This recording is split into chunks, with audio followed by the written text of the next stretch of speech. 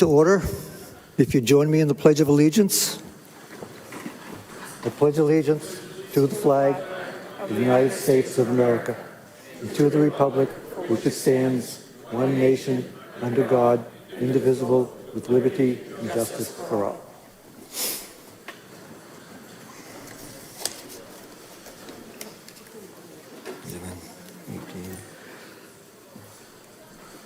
The moderator would accept a motion that should we not finish our business tonight, we will adjourn until Wednesday, May 20th at 7 o'clock. All right, we got to move in a second. All those in favor? Thank you. Opposed? Okay. Now, first thing we have up tonight is 3-16. Which we postponed to a time certain, which is where we are right now, time certain. We had started a discussion, and since then I now have a motion to amend. Wrong one, sorry. 3-16.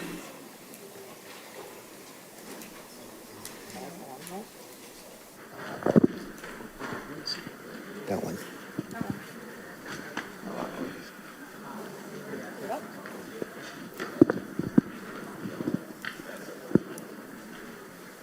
Okay, it's been like to move to amend the amount of the request from $100,000 to $30,000. Do I hear a second? Okay, that's where we're starting our discussion on this. Now, is there someone to speak on this now? Yes, sir, it's your turn. Yes, thank you, Mr. Moderator. So thank you very much. So we're beginning the discussion again on the historical shed, and we're glad to have our partners from the Historical Commission that are here, should there be any questions. And as you've seen, the Ways and Means Committee has moved to an amendment from this article from $100,000 to $30,000, and so we can walk through what has changed since last week. So, the administration had recommended $100,000 initially because of a needed contingency, whether or not we were going to have commitment from Shawsheen Tech on the building of the shed.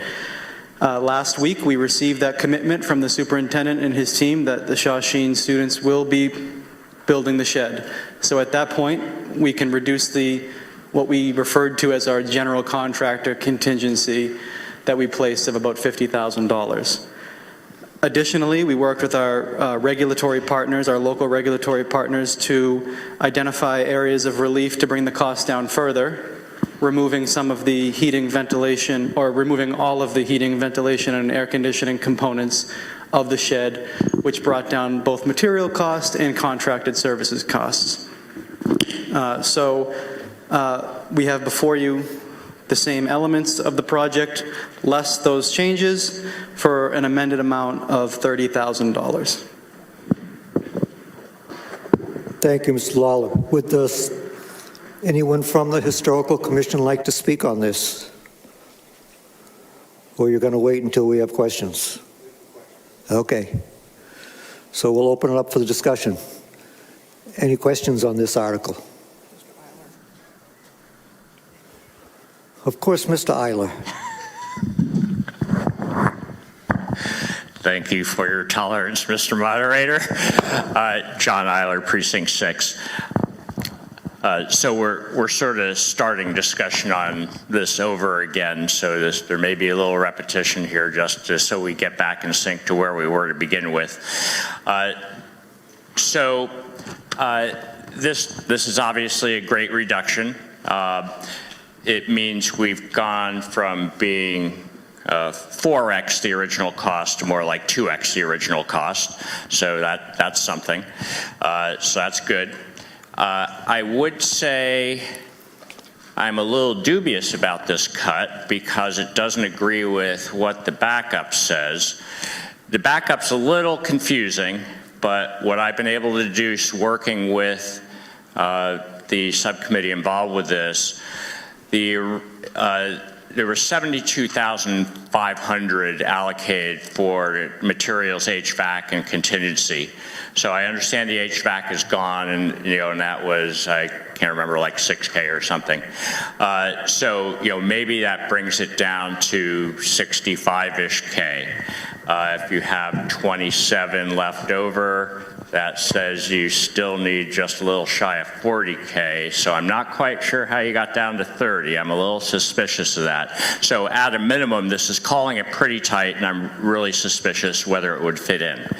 Notwithstanding that, again, I'll repeat a few points. So this is a 20 by 40 shed. It's approximately the same footprint as my entire house, so it's a large item. It's on a busy corner, and it will dwarf the current West School that's there. So it's going to be a little unusual in that regard. And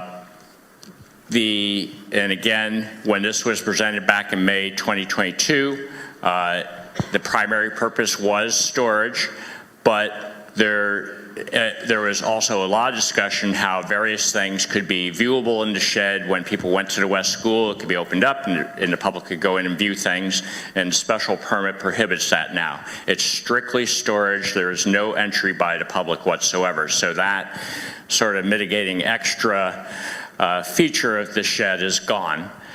So I think that's unfortunate. So in the end, I'll just summarize this. I think it's an expensive solution just to store things, and the current pod or an extra one is still a fine solution if all you're looking to do is store a bunch of things because people can't go in and look at them.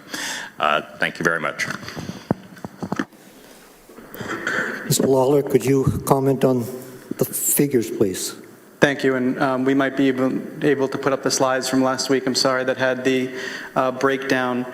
So at that point, what we saw last week for the $72,000 that Mr. Eiler mentioned was building materials at $19,872. That still remains in part. Concrete flooring and footing, $34,626. Electrical and HVAC, which has been reduced to only the electrical component. So the total cost that we're looking at now is the $57,088. We have the additional $27,000 that exists from a prior appropriation, and that brings us to 30. So there's about $15,000 related to the HVAC, which is the actual units itself and the work. So $9,000 for the units, $5,000 for the work. That's $15,000. Thank you, Mr. Lawler. Further questions on this? Ms. Beyer, please. Thank you. Kathy Beyer, Precinct 2. I want to follow up on comments that Mr. Prue made on Wednesday night about the location, the size of the lot, the size of this shed, in relationship to the size of the West School that is there, and the fact that there really isn't parking there for people to go in and out or view things. And I'm wondering, what I'd like to know from the committee is what other locations have been looked at and whether or not there might be other locations for siting this storage shed that would be better than that location for the town. Thank you. Mr. Coppola from the Historical Commission. Thank you, Mr. Moderator. There is no other location to put the shed in terms of property that is under the purview of the Historical Commission. The shed itself, even though it's 20 by 40, will sit 22 feet behind the West School, and it will sit lower by about 4 feet. So the rendering in that drawing that was done by the architect, the shed actually sits lower than that. And in terms of size, it's smaller than the ranch house that is on either side of the shed. So it'll sit further back. It's going to be a little lower than what you see there, and it will be smaller than the ranch house that is on either side of the shed. And it being a ranch itself, it will fit in with the architecture of the neighborhood.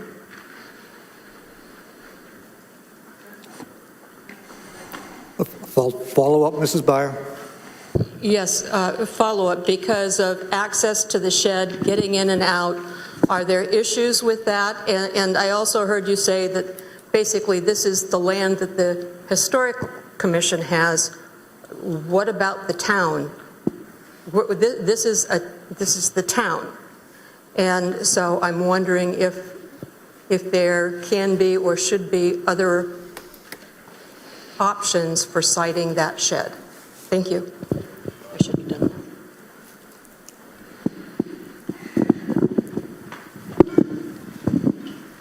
Mr. Denizio, please. Thank you, Mr. Moderator. So the town does own a lot of land. I think the idea was to have it close to the West School so that they could have the availability and accessibility to the artifacts that are in storage. So I guess the answer to your question is yes, there's other town land that this could potentially go on, but the reason that it was picked to be here was because of the access.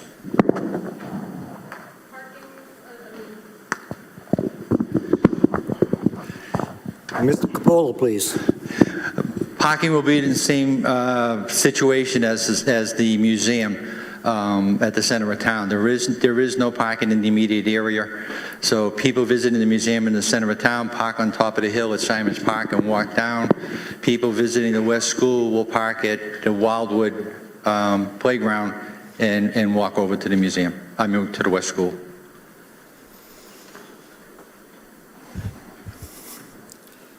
Mr. Bell.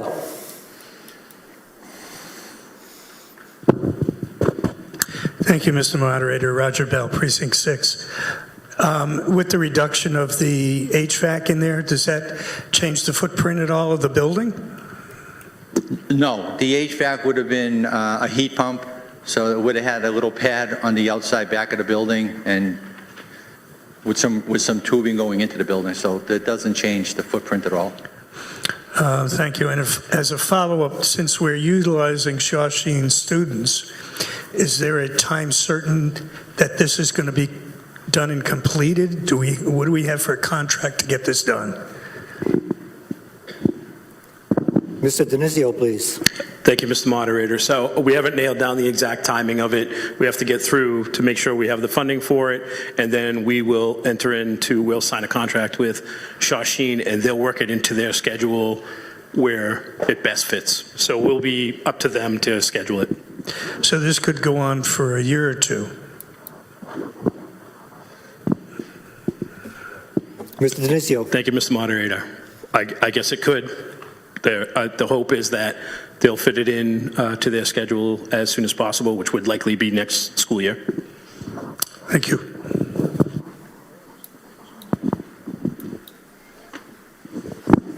Mr. Prue.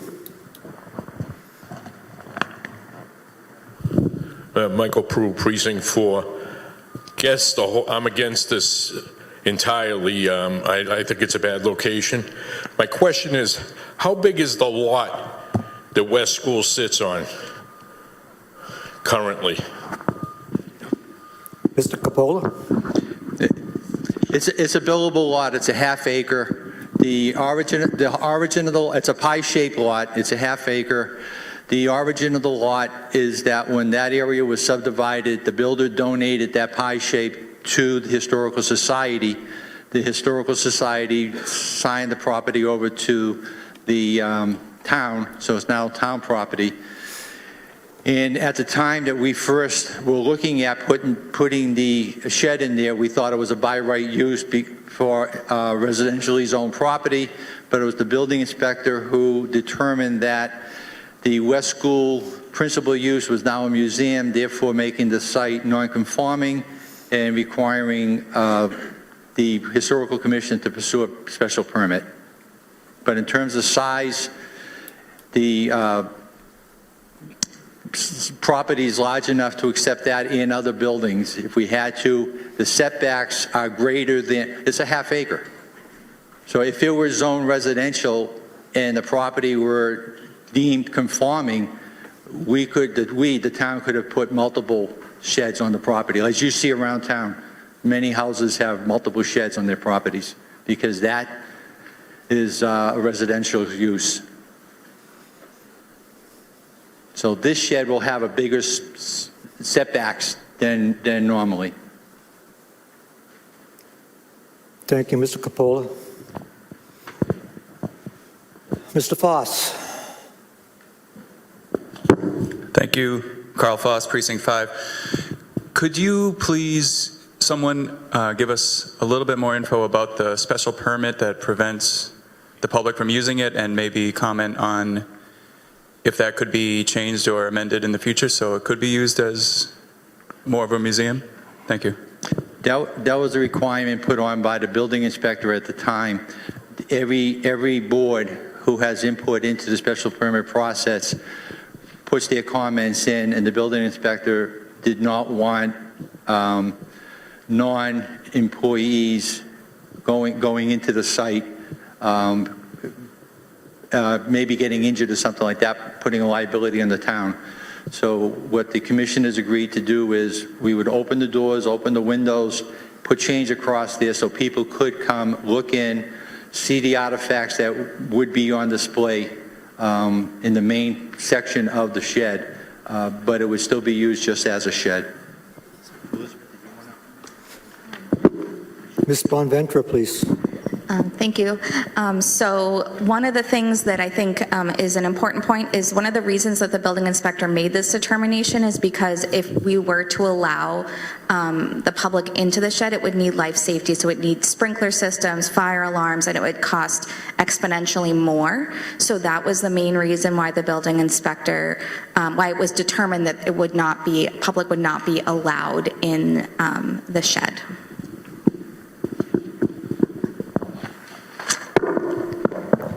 Yes, sir. This gentleman here in the middle. Thank you, Mr. Moderator. Jason Toppin, Precinct 5. I had a back and forth over the weekend with Mr. Denizio and Mr. Donaldson on some concerns that have been addressed so far tonight. Thank you both for your attention. I have two outstanding remarks, I suppose, about the proposed budget. The first off is that I am not a builder, but I know just enough to be dangerous, and this material takeoff is incomplete and inaccurate. Most notably, the thing that got me down this rabbit hole is that you have cedar shingles at a 3-tab asphalt price. And the further you dig, the worse it gets. It needs to be done by a professional lumberyard from a construction drawing, or else it really should not be accepted as an accurate budget. Second, the further I dug into the permit file, you can find an opinion from the building inspector that because this is more than 600 square feet, it requires a 4-foot frost foundation. That's typical building code. And what has been cited and quoted is not that. And so without that discrepancy having been stated on the record, we have to consider that the foundation work budget is woefully underquoted. So I appreciate the reduction. I appreciate the goal here, but I still have two very significant concerns that you will come over budget. I think the easiest way to deal with that would be, are you willing to amend the amendment that this is a not to exceed? And if not, I don't know how many of us will support it.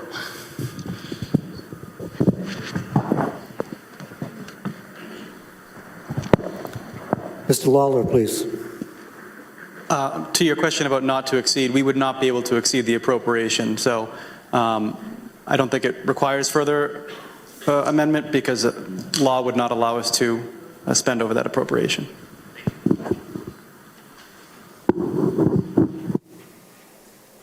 Anything additional?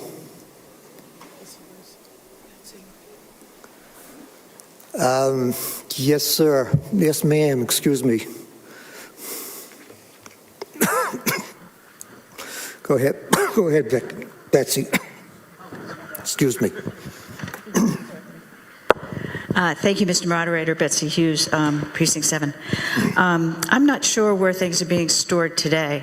I did notice that you, in your write-up, you said you needed to have heat and cooling. It needed to be air controlled.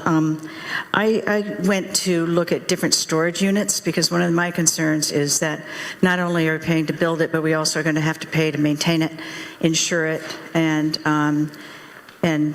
make sure that everything is as it should be over time. But if you go to just the Wheeler Road storage unit for a 10 by 30, that would be about $5,800 a year. So we could have it for almost 10 years for the cost of this storage unit, and it's fully climate controlled in the process and has easy entrance and exit to it to get things there. And there are 2 other storage units also in town, but that's one that I happen to be familiar with. So I'm thinking that if you really need a place to put stuff, and if it really needs to be climate controlled, I think the best use of town money is just to rent a place to put it. Thank you, Ms. Hughes.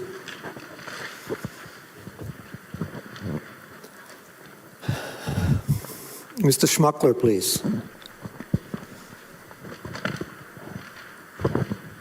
I just have Mark Smuckler, Precinct 7. I have a question.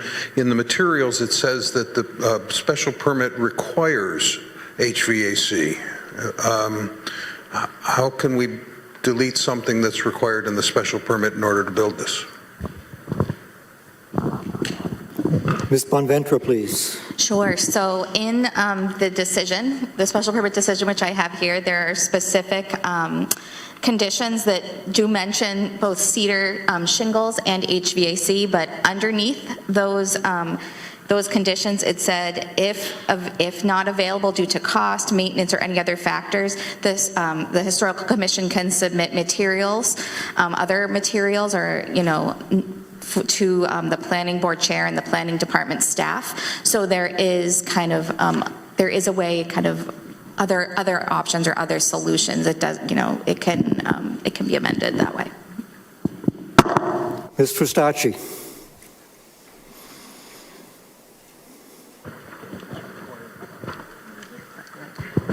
Thank you, Mr. Moderator. Joanne Frustacci, Precinct 3. What concerns me is that if money was appropriated and it wasn't enough, so you're holding that and asking us for more money tonight, and even though you can't spend, as Mr. Lawler said, you can not exceed spending the amount you have, but nothing stops you from half completing the project and then needing more money and coming back to us. And given the comments from my colleague over here, I have to say I share those concerns, and I think I concur with Ms. Hughes that the best way forward would be to rent space that is professionally climate controlled. Thank you. Ms. Weber.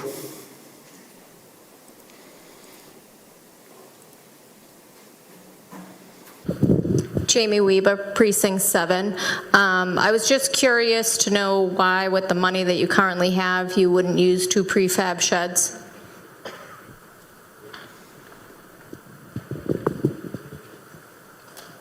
Mr. Denizio or Mr. Coppola.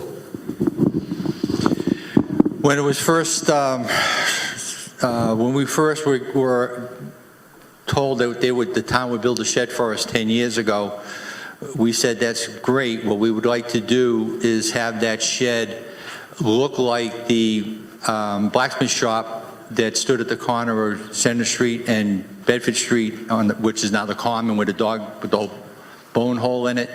So we wanted it to look like that shed, that blacksmith shop. So we were trying to reproduce history. So that's the reason we went with stick construction rather than a prefab shed. But haven't they come forward in advancements in the prefab shed that you can design it so it looks similar to what you're looking for? A prefab shed at that size right now, just picking something off the shelf, is $20,000. So changing the design will probably bring you up higher, real close to doing it from scratch.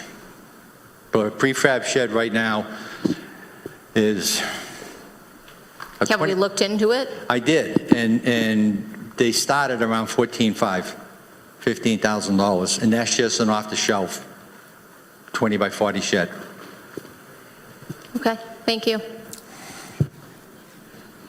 Is that Mr. Manko over there? Thank you, Mr. Moderator. Ted Manka, Precinct 2. I had a question if we looked into alternatives as opposed to sheds. As an example, I'm thinking about our schools. These are historical artifacts, historical documents. What about having them in the schools, hanging on the walls, with documentation? The schools that we have here, a very robust National History Day competition that our schools always represent very well in. As the great Dr. Indiana Jones said, it belongs in a museum. It's meant to be seen as a historical society. I would hope that you'd want these things to be seen rather than locked away from the public. Thank you. Okay, so what currently is in storage right now is a hay cutter that without the harness and everything else is about 17 feet long. And 6.5 feet wide. The smallest items that we may be able to put on display are a half dozen plows that are 6 feet long, 3 feet wide, horse-drawn, again without the harnesses and everything else.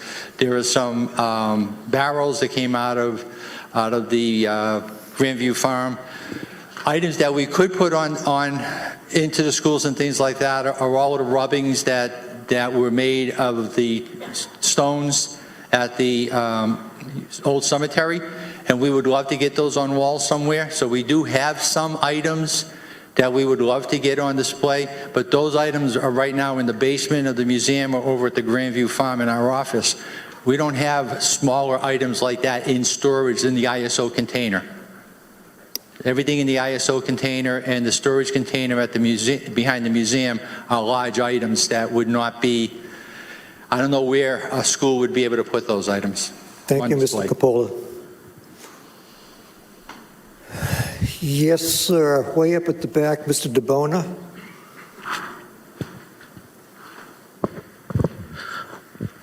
Hello, Jeff DeBona, Precinct 3. I just wanted to compound on what Ms. Weaver was saying before about the using prefab sheds. Sheds under 200 square feet do not require a permit, do not require a full foundation. That would take the cost down significantly if it's just on concrete blocks. You know, if we don't need the HVAC component to it anymore, do we really need the full foundation? I understand the need for keeping the artifacts clean and safe, and I think it would be cheaper than a pod. We have the one-time cost, and we could get that done pretty quickly. It doesn't look like we're going along the lines of the old blacksmith shop like originally proposed at this point anymore. Is that accurate, Mr. Capola? Mr. Capola? Well, we would certainly like to have the blacksmith shop, but at this point, it's been 10 years. So I think I can speak for the commissioners that we just want a place to put all of these artifacts. Yeah, I think we could accomplish it with the two sheds and have a very minimal cost. We can't put two sheds unless we go back to the planning board for another special permit. You don't need a special permit for a shed under 200 square feet. It's not considered a The thing that's structure. in front of us right now is their building. Two sheds are not on the Okay. not in front of us. So Fair enough. please focus on what we have in front of us. All right, thank you. Ms. Neufeld.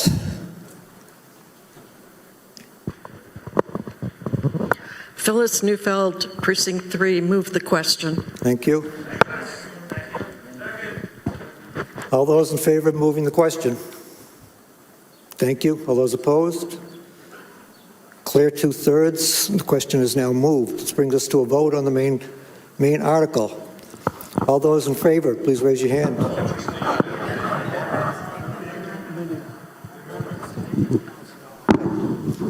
Okay, we're voting on the amendment. Okay, all those in favor of the amendment to reduce the amount to $30,000? Thank you. All those opposed?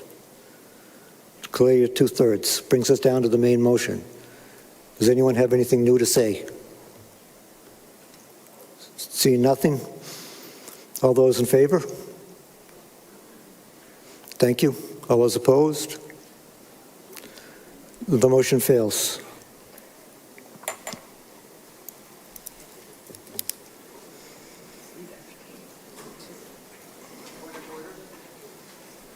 Point of order? Yes, sir. Final count on what? no, we don't have a count, but it failed. It did not have 50%. It had maybe 30%. It wasn't close.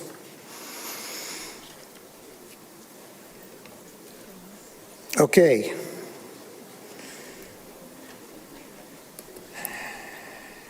Brings us down to 3-22. School-wide curriculum.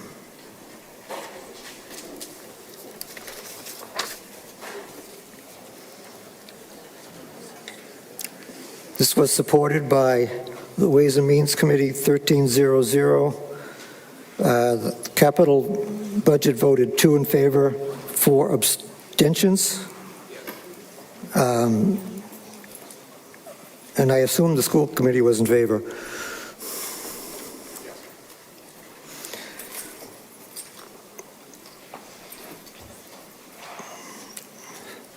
Would you like to speak on this, Mr. Conti?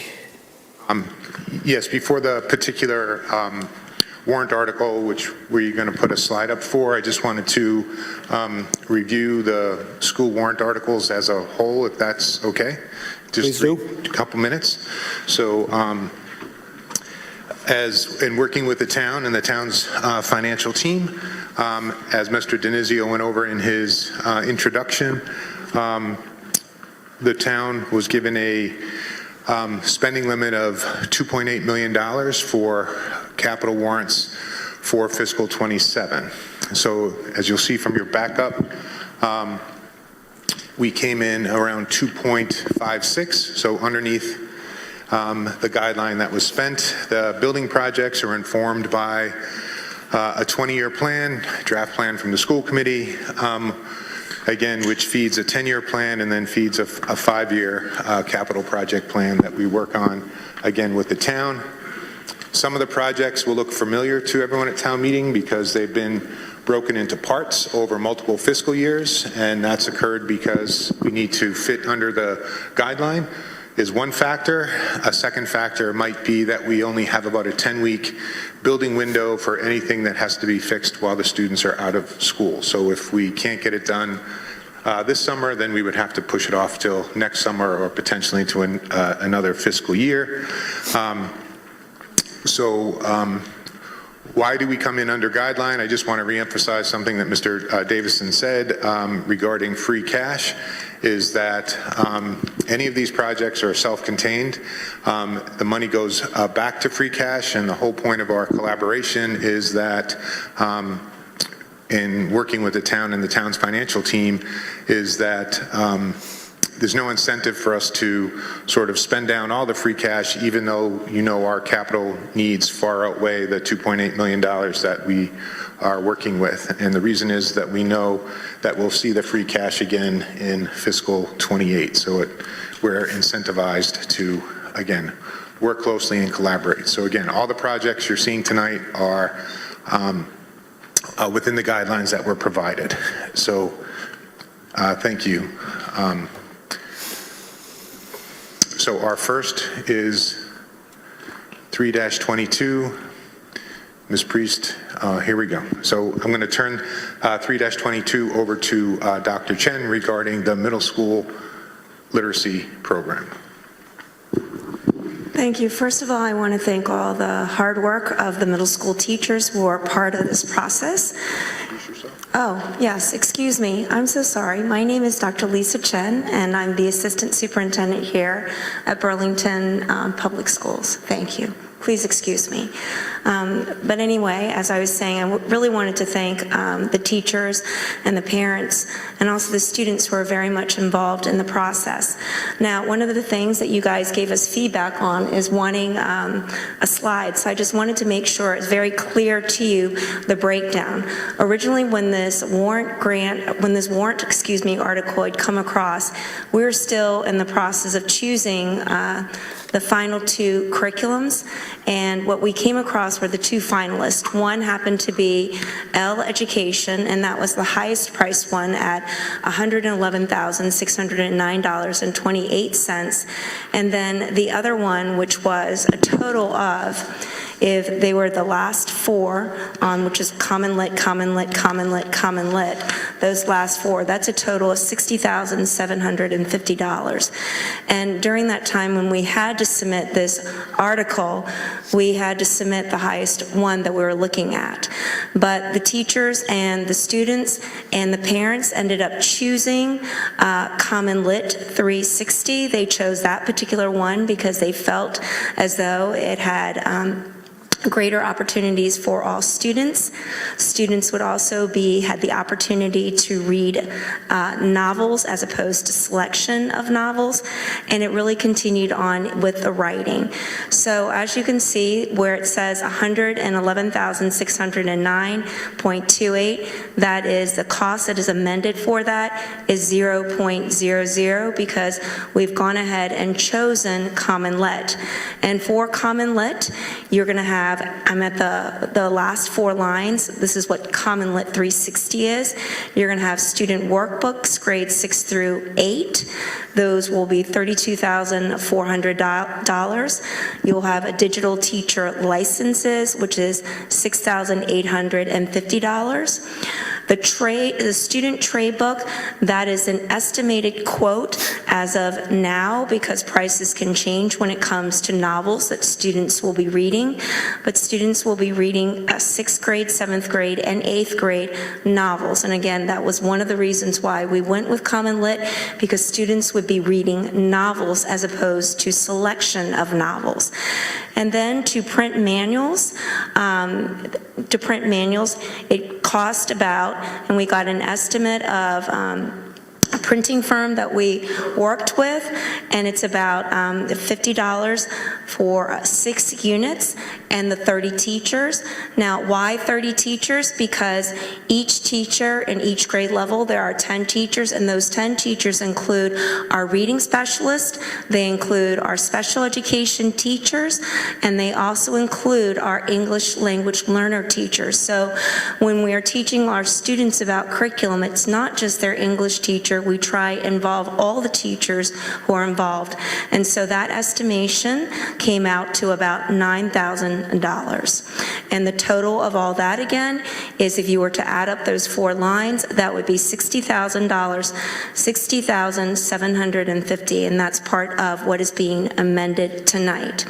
In addition to that, you will see in your backup the professional learning that is required for Common Lit.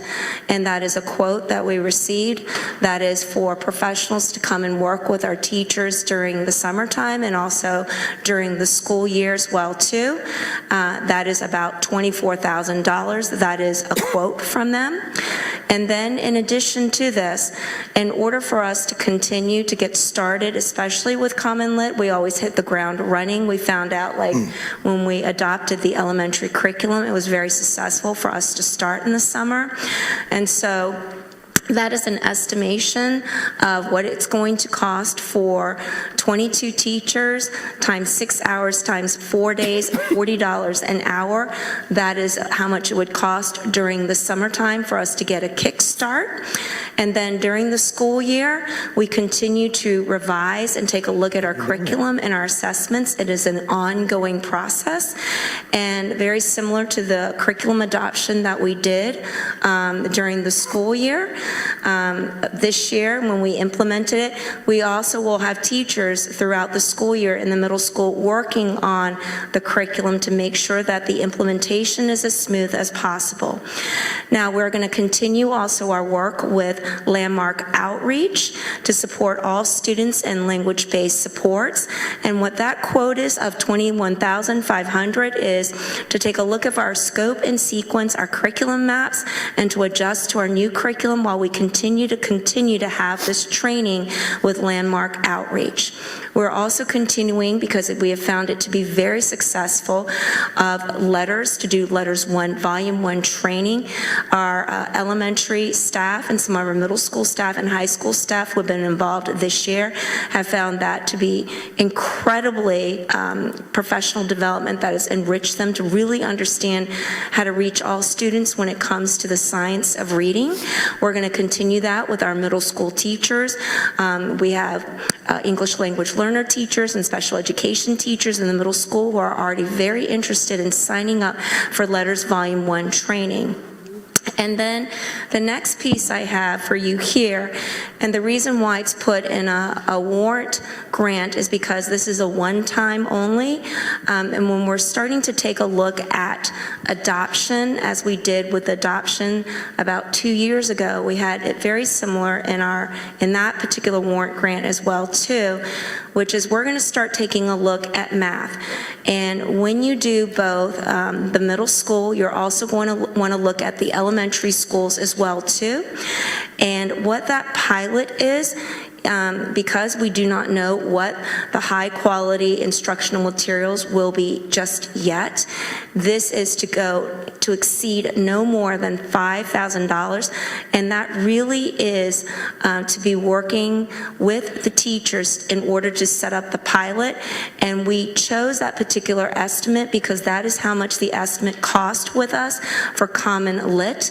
We are thinking as an estimate that is probably going to do two final curriculums that we're going to choose for elementary math, and then 2 final middle school curriculums that we're going to choose, each from a different company. But without going through the process, we don't know, we can't really get a quote for that. But again, we estimate that it's going to be about $5,000 like it was with Common Lit, and it is to go no more than $5,000, or we will not go with that particular product.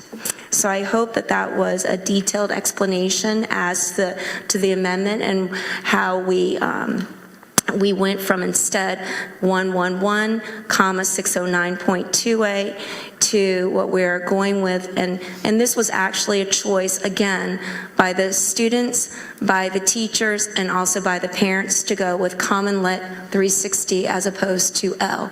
And both of these curriculums is what the state is moving towards us suggesting, which is high quality instructional materials. And for the middle school, this was a 2-year process. They took 2 years to come to this choice of Common Lit 360. And this is the first time in the middle school that they have adopted a high quality instructional materials curriculum. So they wanted to take the time to make sure that this was what would fit in what is already in their curriculum right now at the middle school.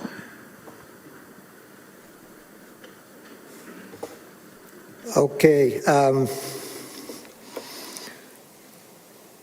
going to need a motion to move the school system-wide curriculum to amend it to reflect an appropriation of $224,895 as was voted by the Ways and Means Committee.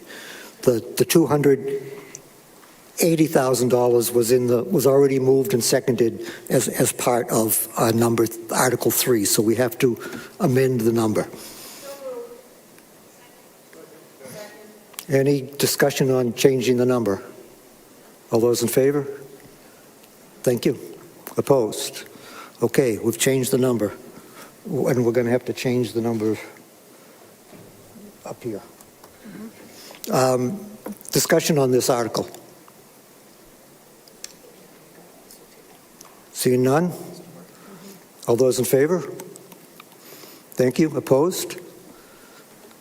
Motion carries. Marshall Simonds Plumbing for $605,000.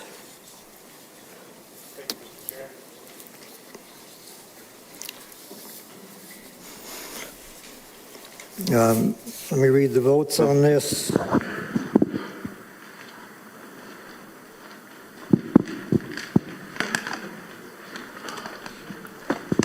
Ways and Means supported this 13-0-0. School committee voted 3-0-0 in favor, and capital budget voted 6-0-0 in favor. Mr. Kuna, please. Thank you. The request in front of you tonight is to replace a 22-year-old cooling tower system at the middle school.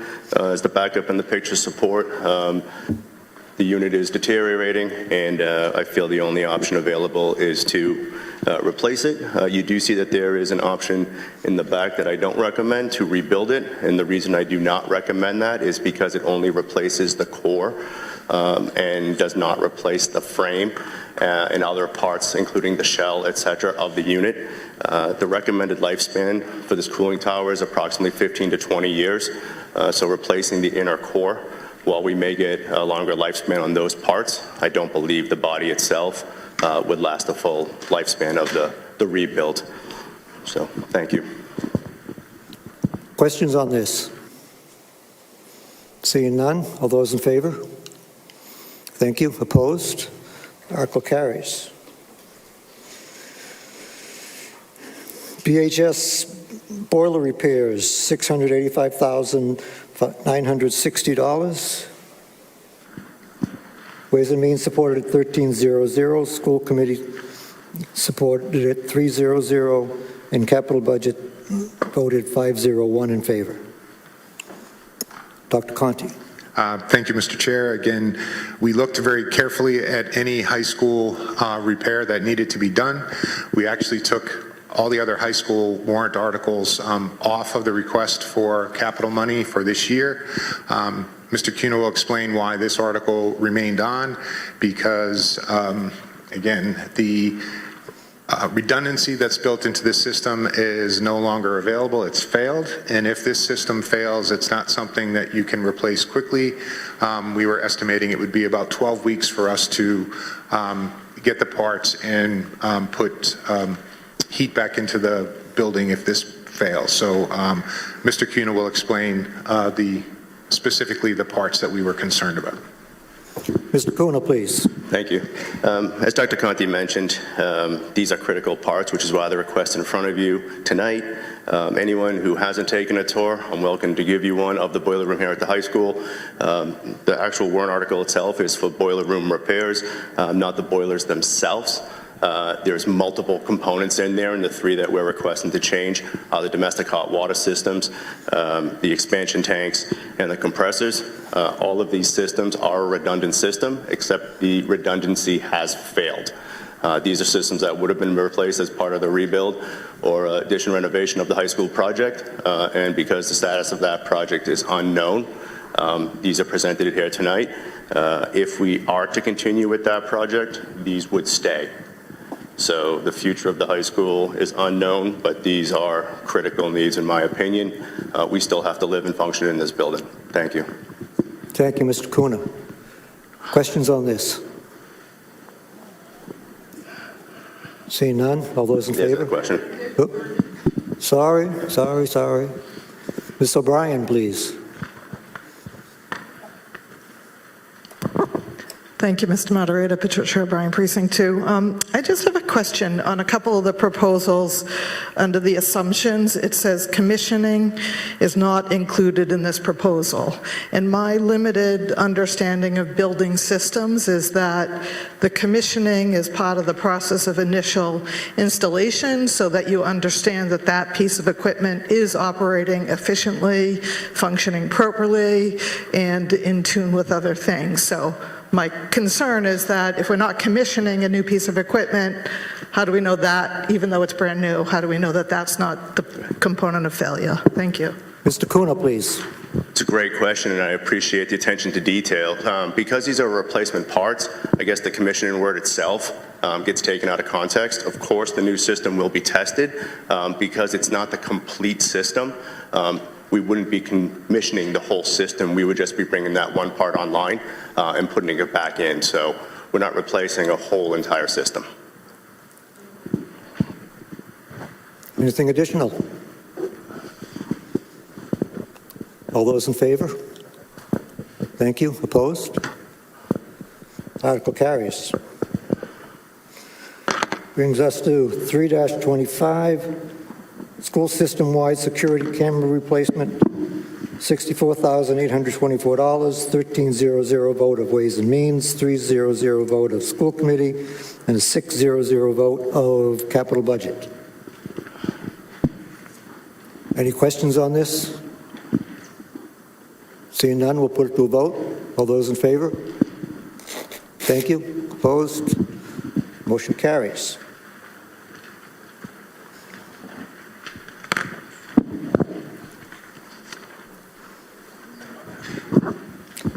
Okay, 3-26, Pine Glen Building Envelope, $347,325. Ways and Means supported this 1300. School Committee voted 300. Capital Budget voted 321. Dr. Conti. Thank you, Mr. Moderator. This is an example of the two-part warrant. Last year, you approved a secure vestibule design and installation at Francis Wyman. We can only do one school at a time, given the summertime that we had and given the amount of money. I think we said at that time Pine Glen would be the next secure vestibule we would like to ask for funding for. So again, this is to design and construct a secure vestibule at Pine Glen.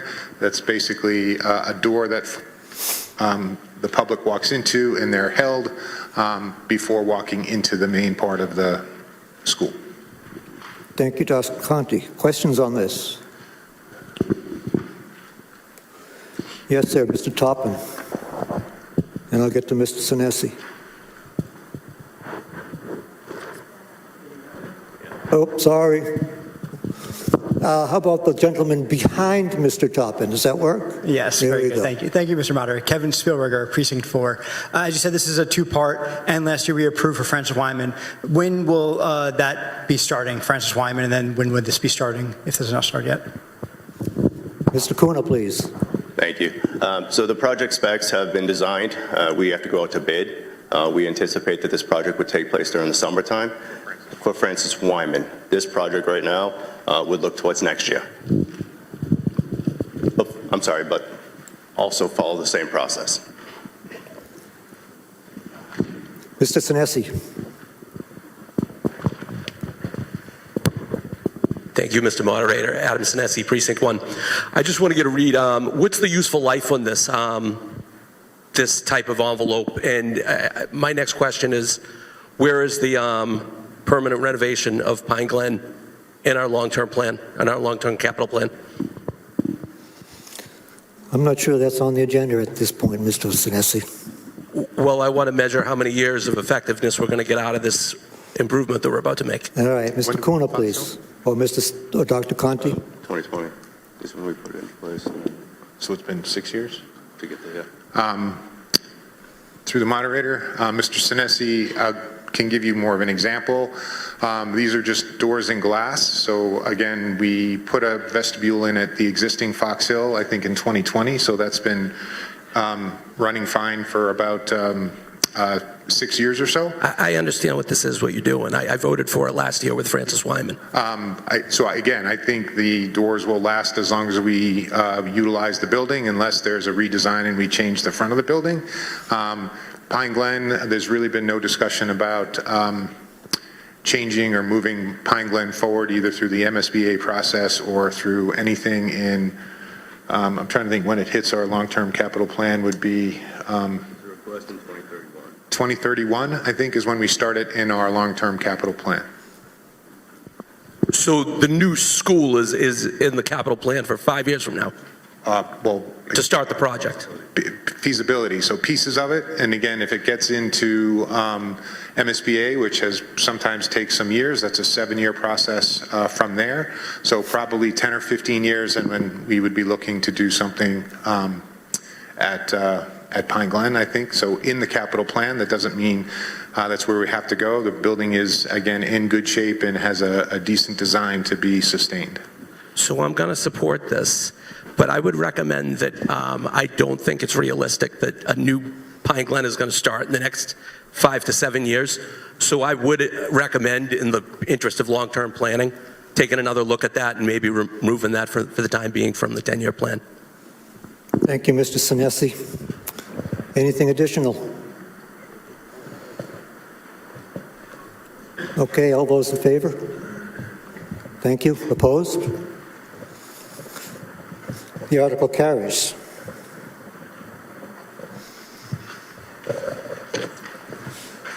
Okay, 3-27, school system-wide vehicle replacement, $82,933. Ways and Means supported this 1300. School committee supported us 300, and capital budget 600. Any questions on this? Seeing none, all those in favor? Thank you. All those opposed? Motion passes. 3-28, system-wide staff and VHS computer science PC replacement for $329,215, supported by Ways and Means 1300, School Committee 300, capital budget 600. Questions on this? Seeing none, all those in favor? Thank you. Opposed? Motion carries.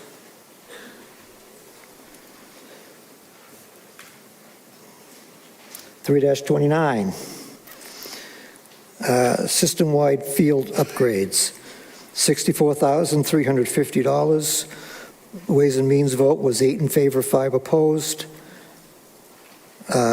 School committee voted 300 in favor, and capital budget voted 411.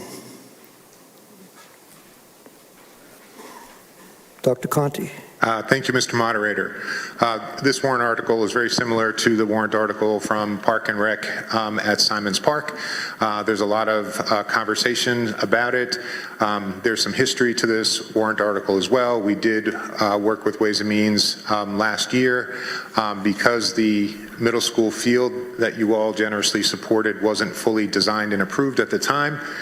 We didn't know the exact field layout. That is currently done. So we did ask Ways and Means, or we did sort of work with them last year to say we'd come back this year to get some professionals to look at where we could possibly place a outdoor bathroom facility with running water, or because now the field has accessibility to the school building, and Marshall Simonds Middle School used to be Burlington High School, and there are some locker rooms that have been sort of used as storage currently. We wanted someone to look at the possibility of creating a bathroom space for the public within the building. Obviously, that would be locked off from the rest of the school. I think we had a great question at our Ways and Means presentation. What does this have to do with the academic life of the schools? Honestly, not that much during the school day. We have lots of students who participate using these facilities in after school as part of their school practices, school programs. I would also say, in working with the school committee, that one of the biggest complaints we often field by people is that we don't have bathrooms available for use. These fields are on a school property, which is sort of why this article is coming through the school. So again, this is to pay for someone to look at the possibility of a bathroom facility with running water, or potentially looking at other options like a bathroom that would be available to the public within the school building, cordoned off. Obviously, if there was a design created, put in place, we would need to come back to this body to move forward. So whether or not the community wants bathrooms and running water at their fields is, again, something that you all need to discuss and decide. We're hoping to put some positive options in front of you to have that public conversation. Do you want to add anything to that, Bob? No. Okay. Questions on this? Mr. Boyven.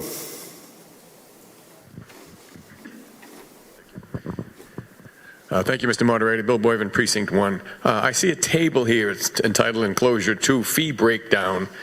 And it mentions, is this 3 separate designs for a small restroom facility, a medium, and a large? If it is, why don't we just pick one and design that and save the money on the other 2? And if that design comes back with a cost estimate that we like, we don't have to go for the other 2 designs, unless I'm misreading it.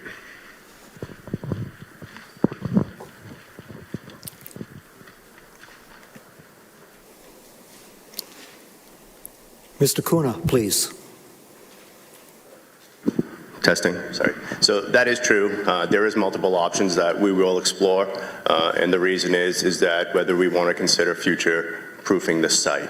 What that means is that what we presented last year had 2 options in it, and the why is because we don't have permanent seating right now. Once you have permanent seating, it changes the occupancy of the field usage. So we only have 2 portable toilets right now. Some may say those aren't great, some may say there's not enough of them, and whether or not we want to consider a building that only has 2 toilets in it, or the capacity for what the fields would actually have on them, so we need to consider that as well too. So as part of the study, we just want to be able to explore all options.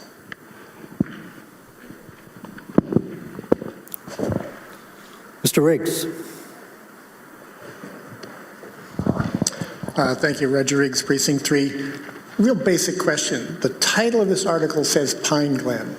Is it legally permissible to use the funds for something at a different school with this title?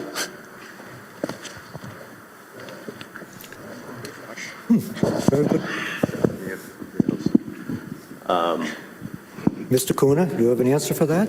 So I had made that request once the printing came out to be changed. That's not the materials that I have, nor in the cover sheet. So there was a mistake in communication as to why that's there. I believe Mr. Denizio printed a backup for you all. I'm looking for him, so I don't know where he is. But that being said, is that this should have been addressed early on in the process after it went to print. This was never intended to be Pine Glen Schools. So could we do a friendly amendment to change it to Marshall Simonds? So moved. There's any discussion? All those in favor? Opposed? It's been changed. Thank you. Mr. Eiler.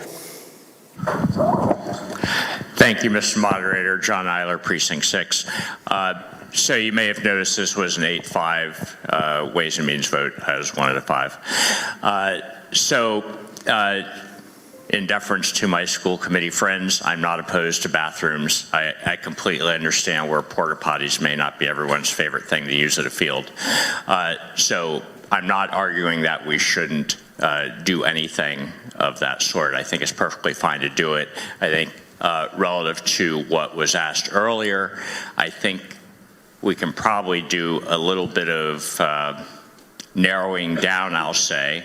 As you may recall, the earlier proposal was for an over $1 million facility that'll cost perhaps somewhat more deluxe than I think we need with a concession stand and a lot of other features.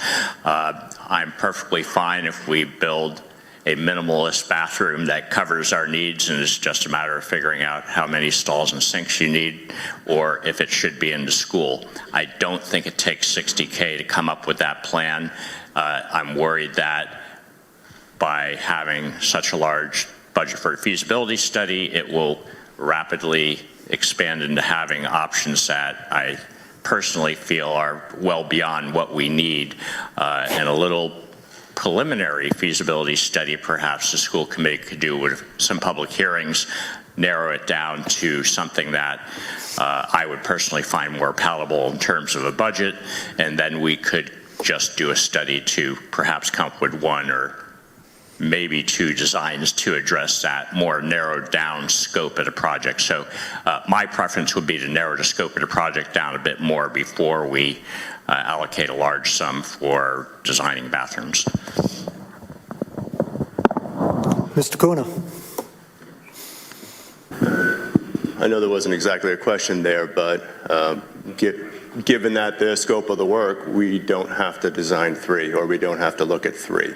So we could take some recommendations and move slow in this process and not necessarily use all of the funds towards exactly that. But I think the option to explore that, given that the possibility could be presented to us, is worthwhile to consider. Thank you, Mr. Kuna. Ms. Simonds.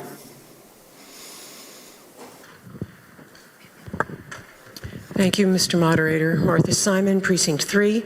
I appreciate that the school department is taking some responsibility for the property and for services that are provided to parents and families that are using the school grounds outside of school hours. And I know a few years ago, the town meeting voted a lot of money, $4 million, $5 million for a redo of the fields at Marshall Simonds, and it would be really nice to have this kind of a bathroom.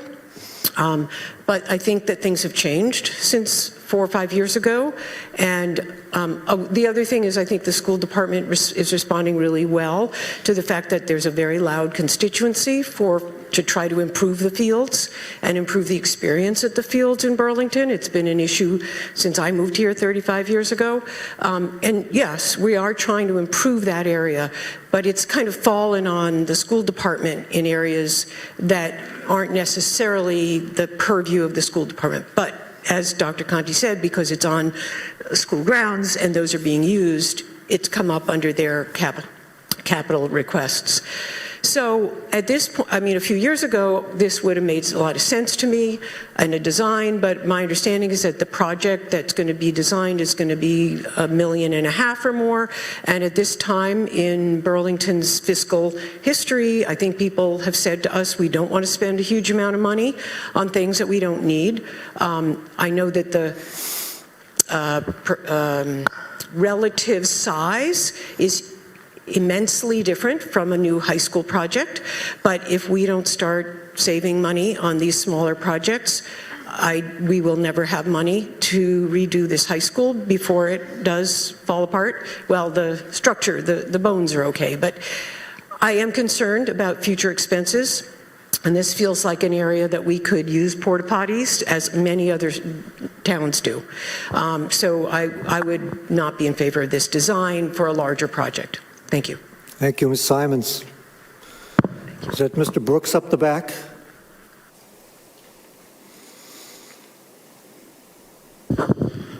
Jason Brooks, Precinct 6. I'd just like to say, anybody that doesn't think we need a study on this needs to come down to the fields on a Sunday afternoon, Saturday morning, and just try and use a porta potty. The little girls that are running out of there scared is disgraceful, to be honest with you. It's right at the entrance where people walk in too, and that's the first thing they always say. I'm down there during the spring every weekend, so again, I implore you, if you don't think it's a good idea, please come down on a Sunday afternoon during the lacrosse games. Thank you. Mr. Prue. Michael Prue, Precinct 4. I recall, I've been on this board so long, when they put in the AstroTurf at the Burlington High School football field, they asked for the same amount of money, and it was to do the bathrooms over, and then they found out that they'd have to put visitors' side in 2 bathrooms. And they ended up spending the money, and the money didn't go back, and we didn't get new bathrooms. And I just wanted to bring that to everybody's attention.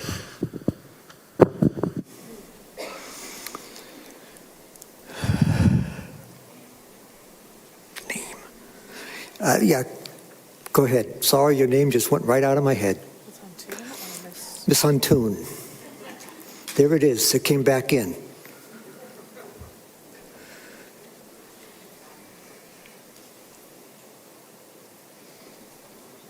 That's all right. Thank you.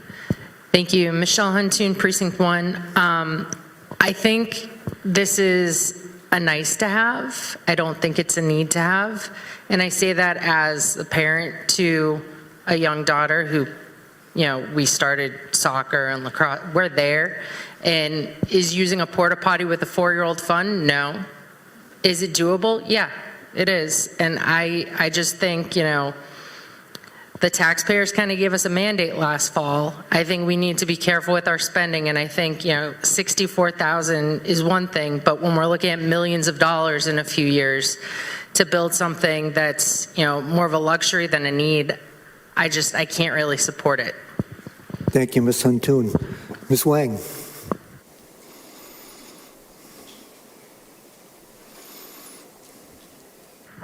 Ms. Wong, Ms. Wong, Precinct 4. excuse me. Avid sports mom, son on many sports. I travel from Maine to New York. Everything tied to sports in Burlington is atrocious. It's atrocious. It's an embarrassment. It's an underinvestment. And so I know many people think it's a luxury, it's a nice to have. If you traveled from Maine to New York and saw how our fields, our bathrooms, our concessions look, it's abysmal. Go to Waltham, go to Linfield. We can go on and on and on. And so I understand we all have fiscal constraints, but it's abysmal. And we like to benchmark so many things. That we benchmark our sports facilities, they're atrocious. So we need to invest here. Thank you. Ms. Saltman.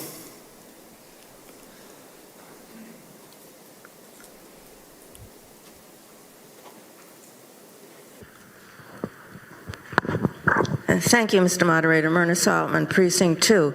My question is, if this feasibility gets passed and we build yet unknown amount of bathrooms, who's going to maintain them? Is that falling under the school department, or whose responsibility will be to keep them clean?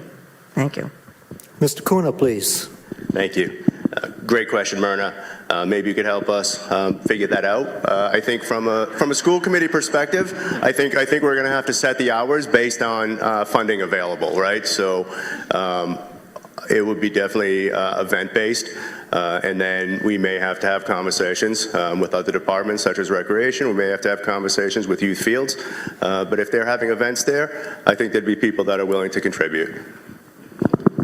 Dr. Conti, please. Thank you, Mr. Moderator. Ms. Saltman, I also think we need to have a larger bathroom conversation, because my understanding is Park and Rec provides the porta potties at the middle school, and the school department provides the porta potties at Varsity Field.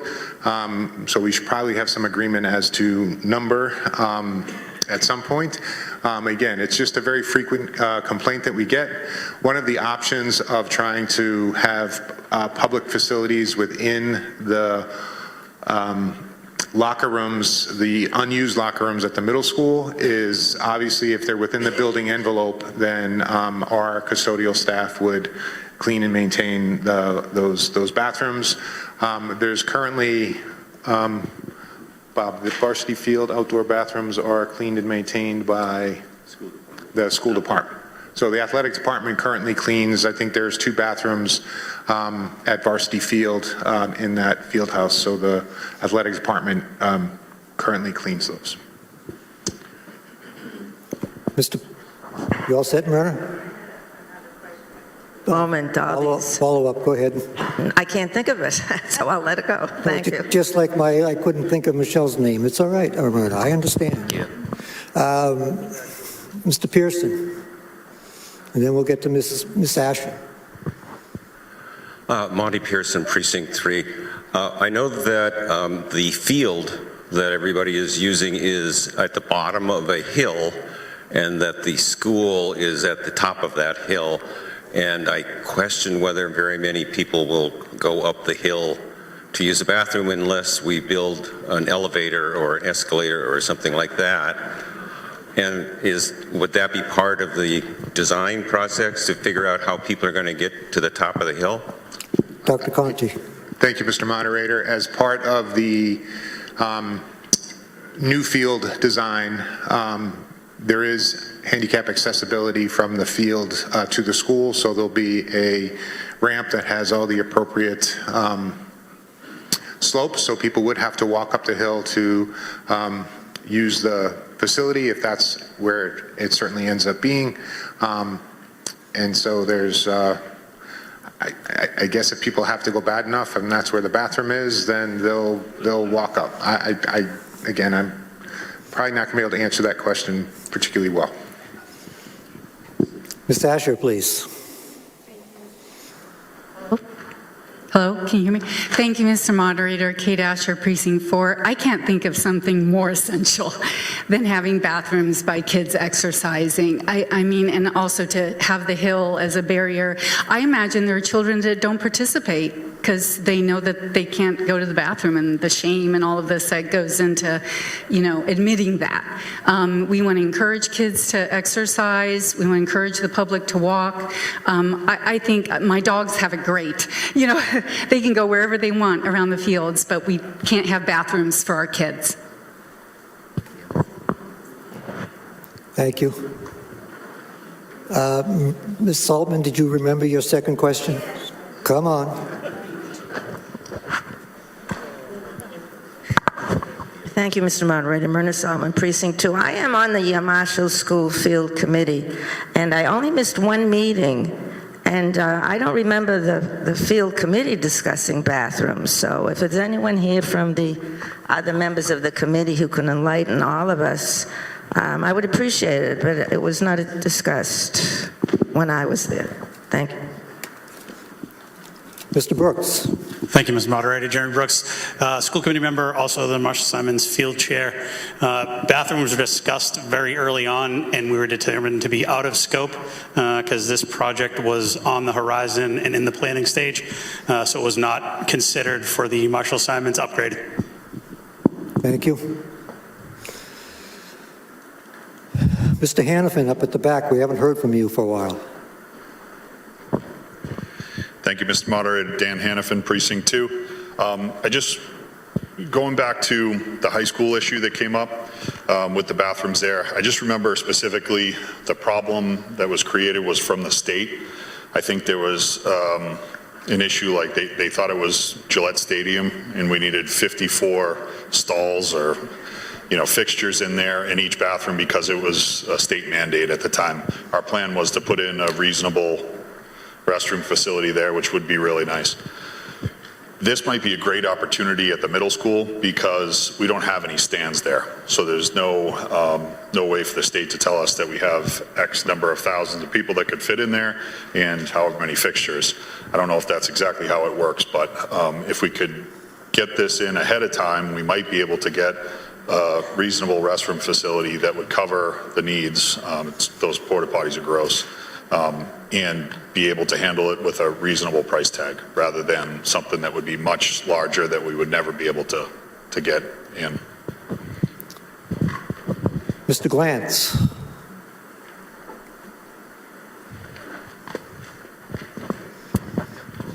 Thank you, Mr. Moderator. Nolan Glantz, Precinct 1. What I'm hearing as far as consensus is echoing what I've been feeling, which is a mix of we really need and want the bathrooms. We're not happy about the idea of exorbitant figures that may have gotten thrown around like $1 million or $1.5 million. I think if there's a way to ensure, and maybe there's not, to ensure that it's not going to wind up being exorbitant and there's some moderate price tag at the end of this, that I think this will pass. But right now, the uneasiness is because you might come back asking for $1.2 million for what people think should be a $250,000 project. So is there any way to put some sort of a cap on the future cost or some way to keep expectations in line? Then I think it can move forward. Dr. Conte? Thank you, Mr. Moderator, and Mr. Glantz, thank you for your question. The whole point of the study would be for us to have some options and make sure that they're realistic. So we would have, I wouldn't call anything low cost actually at this point, but we would certainly have some options. And as Deputy Chief Hannafin said, without fixed stands, we would have some flexibility in regards to size. And again, we are just trying to respond to the feedback / complaints that we field regarding the lack of bathroom facilities that happen to be on school property. That's sort of why we're here. Okay, we've kicked this around an awful lot. Does anyone have anything new to bring up? It's new, Dan, is it? Mr. DiTucci? Okay.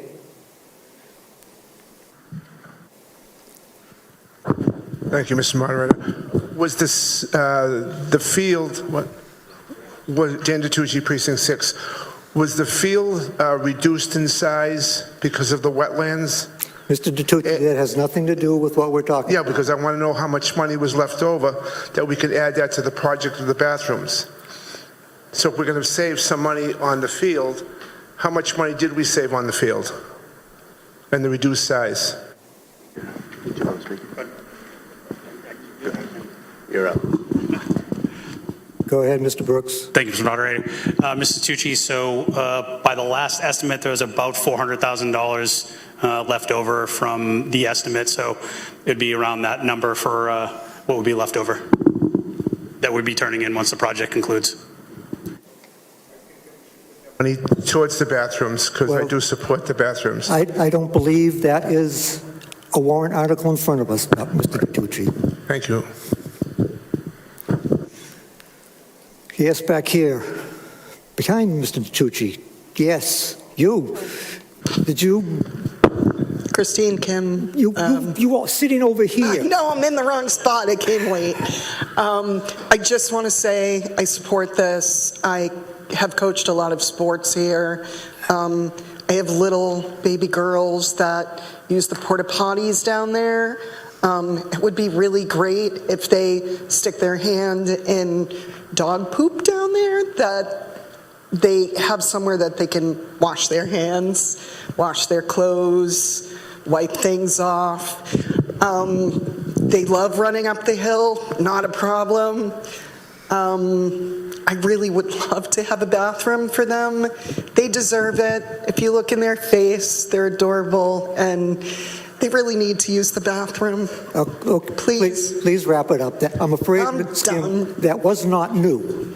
We've all heard how the kids want a bathroom and how wonderful it would be. Does someone have a new point that has not been brought up yet? Please go right ahead, Ed. Thank you, Mr. Moderator. Ed Parsons, Precinct 6. I want to elaborate a little bit on the discussion we had last year at Ways and Means. We were presented with a warrant article for $1.65 million for a like bathroom facility, and we asked questions such as, what is the capacity that we would need? What's the capacity of the portable toilets that are there now? What's the mechanism for bathrooms to be open when the adjacent school is not? What would be the cost of maintenance? Can we expect them to be better maintained than the portable bathrooms there? Would there be excess capacity once we build out the fields that could be rented for events? And would bathroom facilities enhance our opportunity for rental revenues? Could we host concessions to support rental revenue or fundraising? Could we build something to provide for storage to replace the 4 ISO containers that are there now, holding sporting equipment, now takes up 6 parking spots? This engineering study answers none of those questions that I think would well support a decision on spending a very large sum of money.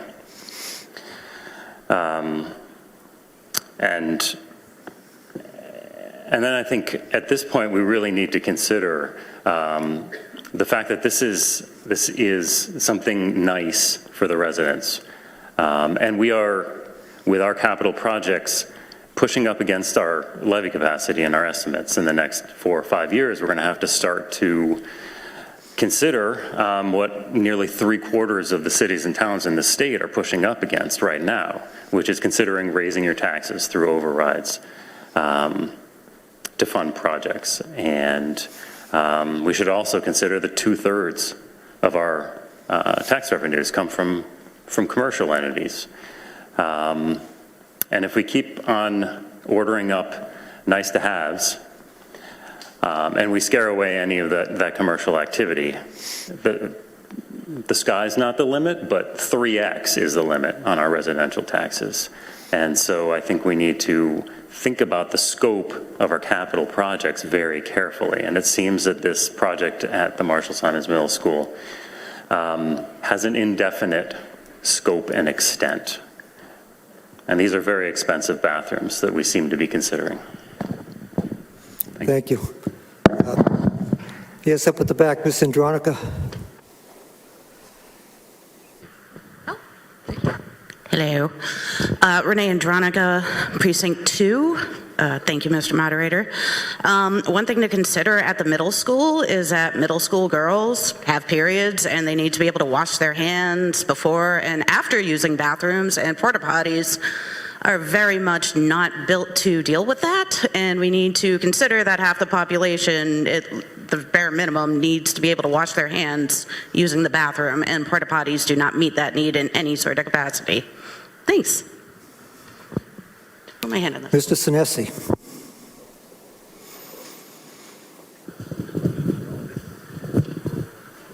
Please. Thank you, Mr. Moderator. Adam Sinesi, Precinct 1. Move the question. Okay. All those in favor of moving the question? Thank you. All those opposed? It's a clear two-thirds majority. The question has been moved. Brings us to a vote on the main motion. All those in favor?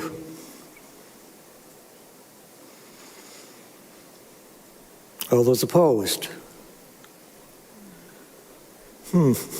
Let's try this one more time. All those in favor? Thank you. Opposed? It's a clear majority that the article is passed. Yes? 93, Myrna.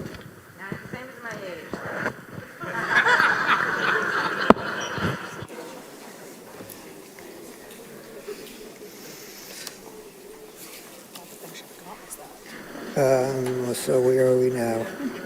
3-30. The Schools Department, a facility master plan, $96,800. Ways and Means supported this 1300, School Committee 300, and Capital Budget 600. Dr. Conti? Thank you, Mr. Moderator. The school committee did a similar plan in 2007. They updated it in 2017. This would be, again, another update. So every 10 years, they bring someone in to look at the MEP, mechanical, electrical, and plumbing, roofs, windows, at all of the school buildings. That's what informs our capital plan, and many of the warrant articles that you will see that you've seen this year and that you'll see in future years are driven from the analysis. We try to eliminate surprises and fix things before they break. A couple questions that we answered as we went through our various committees is the existing Fox Hill School included in this? The answer is yes, but at a very cursory level. We're still occupying that building for 2 years, so we want to make sure that again, at a very cursory level, that there's not going to be anything that breaks during that time that would be critical to learning.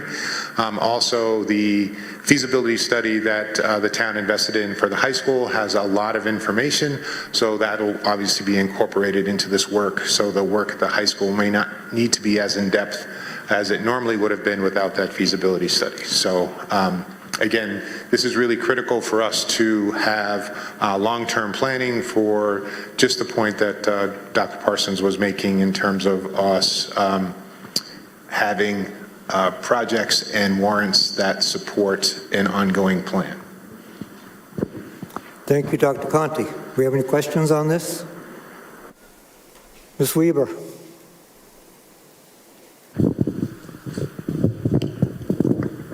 Curious if we got any other quotes. Excuse me. Oh, Ms. Jamie Weber, Weber, Precinct thank you. 7. Curious if we got any other quotes for the feasibility study, or if this was just the one thing we went, like, did we do some research? And then have we looked into any grants or any other ways? Mr. Kuna. Thank you. We have worked with a few different companies. As you know, the feasibility study was done by 2 architectural firms, so they have provided information to us. The company that provided this quote has worked with us in the past, not in a few years, but they're on the state bid list, so they're an approved vendor. And then additionally, I'm trying to think, I'm sorry, the last part of the question was the grants. We have looked at grants. Right now, I don't have an opportunity in front of us, but we have looked at some. I know the town has looked at some as well, too, so we'll continue to look for that, but it's not something that we have available. Thank you, Mr. Kuna. Anything else? All right, let's vote on it. All those in favor? Thank you. All those opposed? This passes. Okay. A system-wide wireless microphones. You know, the moderator doesn't supposed to not have an opinion, but I have one on this, so, but anyway. $59,818, 1300 Ways and Means, 300 School Committee, and 600 Capital Budget. Again, I'm not sure how much explanation this requires for all of you who experience it. But just this includes the microphones, the system, and everything else. If we were to magically create a new high school in the next couple of years, this system would be moved and portable into the new auditorium or into this auditorium if it were to be renovated. So it's not something that we would lose the functionality of. Did I miss anything? Perfect. Additional questions? Okay, all those in favor? Thank you. Opposed? Thank you. Okay, now we have to go backwards a little bit.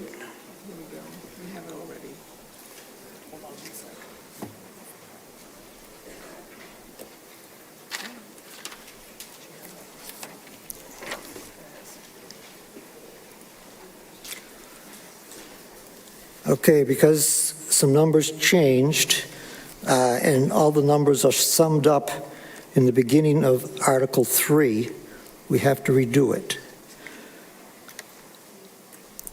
So I need a motion to transfer from free cash the sum of $5,370,120, from the Sewer Enterprise Fund, $120,000, and raise and appropriate $100,000 for the items contained in the FY 2027 capital budget as amended. Do I hear a second for that? Any questions on it? Okay, all those in favor? Thank you. Opposed? All right, Article 3 is done.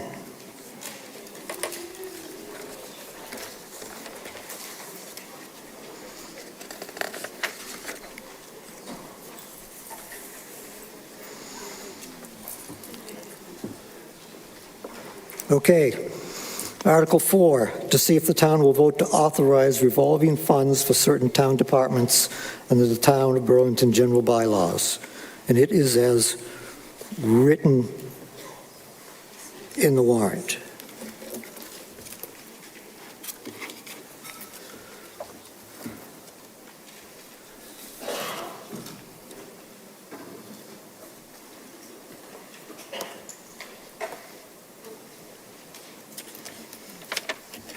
All right.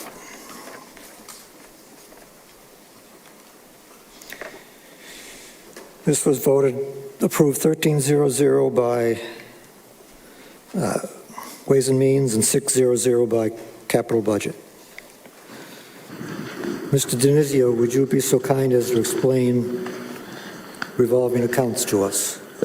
Thank you, Mr. Moderator. The next 5 or so items are annual articles that appear before you at May town meetings. So you've probably heard me say all these words in the past, but some time ago, about 10 years ago, the state statute had changed. So departmental revolving accounts, those are revolving accounts that aren't set up by a separate statute, but are under Chapter 44, Section 53E and a half.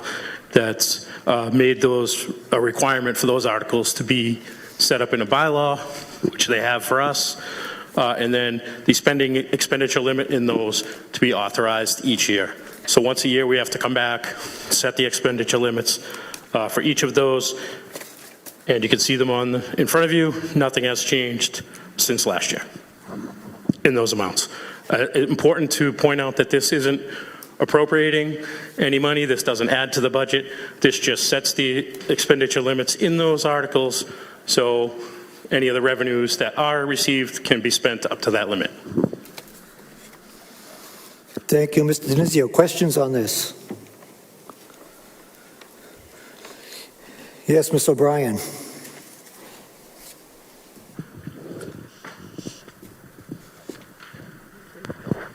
Thank you, Mr. Moderator. Patricia O'Brien, Precinct 2.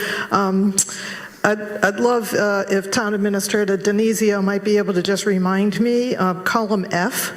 In some occasions, there are balances with like what I kind of view as reserve funds so that they start the next year with something in the account. But if you could explain that, I'd appreciate it. Thank you. Mr. Denizio, please. Thank you, Mr. Moderator. Thank you, Ms. O'Brien, for the question. You will see that several accounts have a balance that is allowed to be carried over. So should you end the year with a balance, anything above that limit, that money closes out to the general fund and becomes part of free cash. The idea is that those funds have some seed money in them to be able to continue to do projects even if the revenues hadn't been received that year.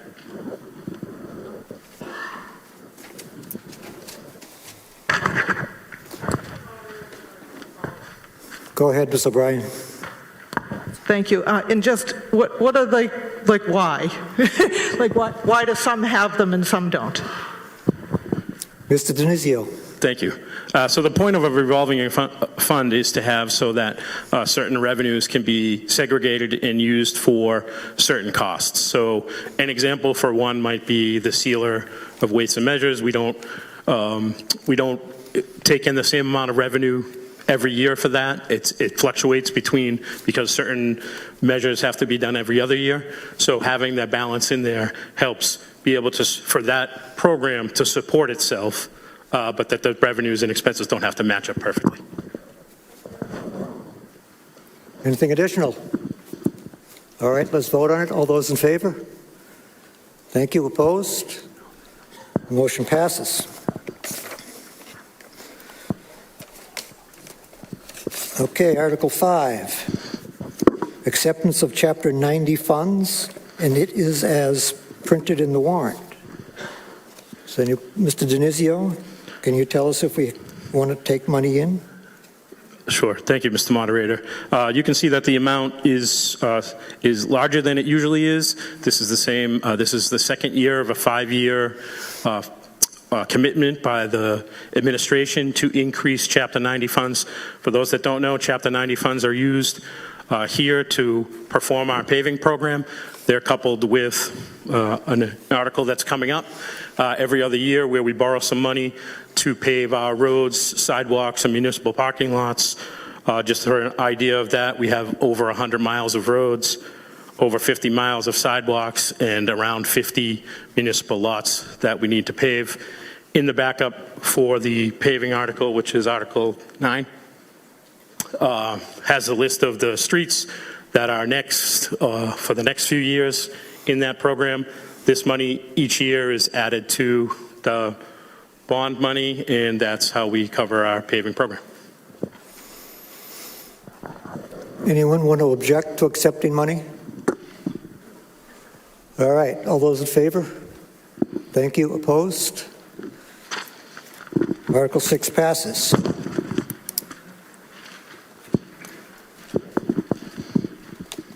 Oops, that was Article 5, excuse me. Article 6, to see if the town will vote to transfer from the Sewer Inflow Infiltration Fund the sum of $107,975 for the purpose of paying the FY 2027 debt service.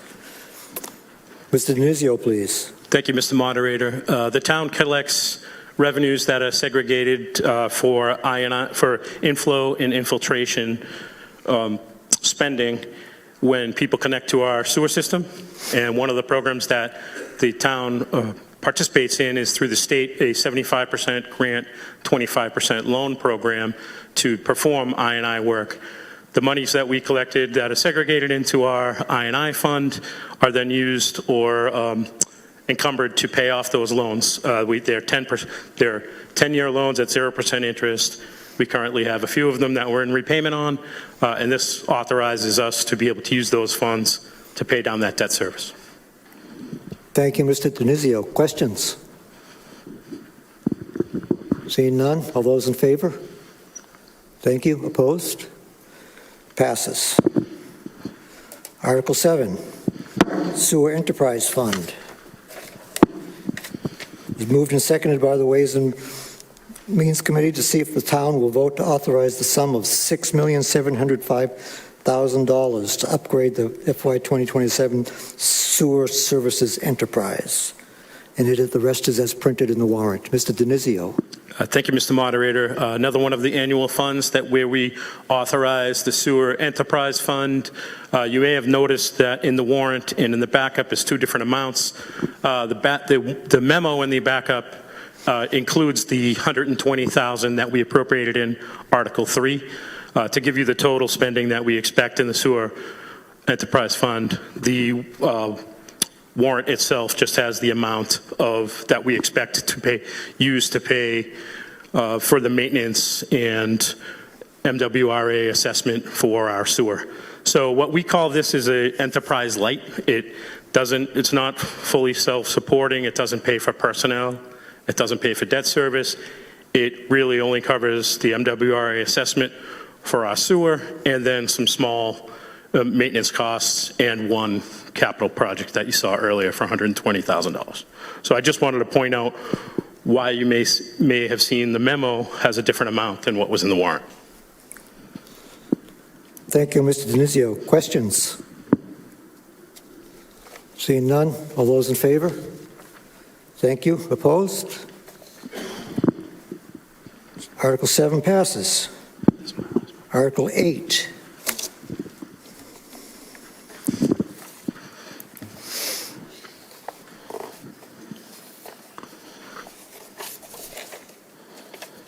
Article 8 is as printed in the warrant, but is to see if the town will vote to transfer from Water Stabilization Fund the sum of $3,100,000.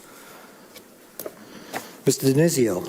Thank you, Mr. Moderator. Another one of the annual articles that we have requesting this transfer.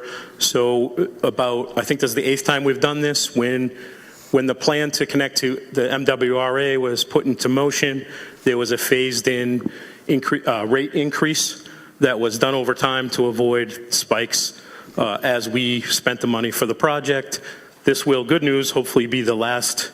If we have an affirmative vote on Article 20, this will likely be the last time we have to do this because this is our only mechanism to capture those revenues from the rate increase because right now our water revenues are a general fund revenue.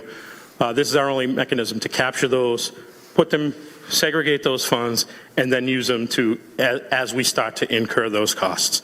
So it was what we needed to use until the project was fully borrowed and fully in place, or until hopefully we set up the enterprise fund, and then that allows those revenues to continue to be used in future years. Thank you, Mr. Denizio. Questions from the body? Seeing none. All those in favor? Thank you. Opposed? Motion passes.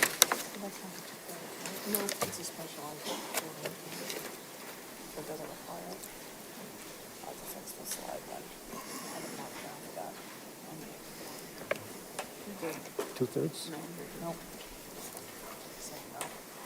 Okay. Article 9 has changed a bit.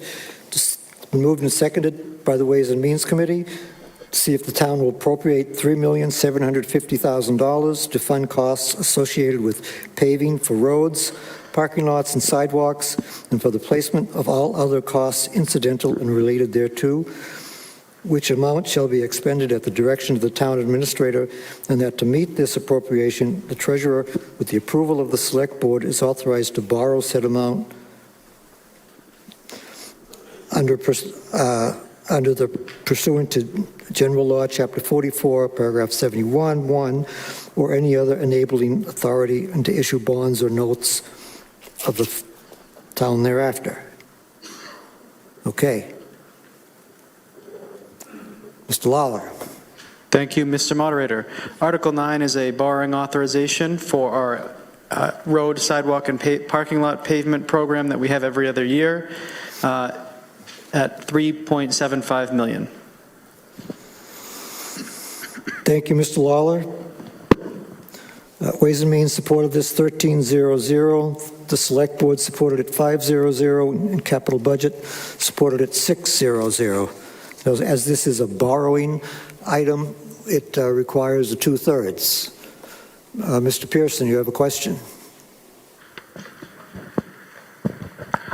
Monty Pearson, Precinct 3, in honor of Sherry Ellis, who is my neighbor and helped me with this issue in the past. How much of this money is going to be used on sidewalks? Mr. Lawler. Thank you, Mr. Moderator. So right in the backup, $3 million will be split 2.25 to roads, $1 million for sidewalk, $500 for parking. $1 million for sidewalks, you said? Correct. Okay, thank you. As was in the backup. Mr. Bell.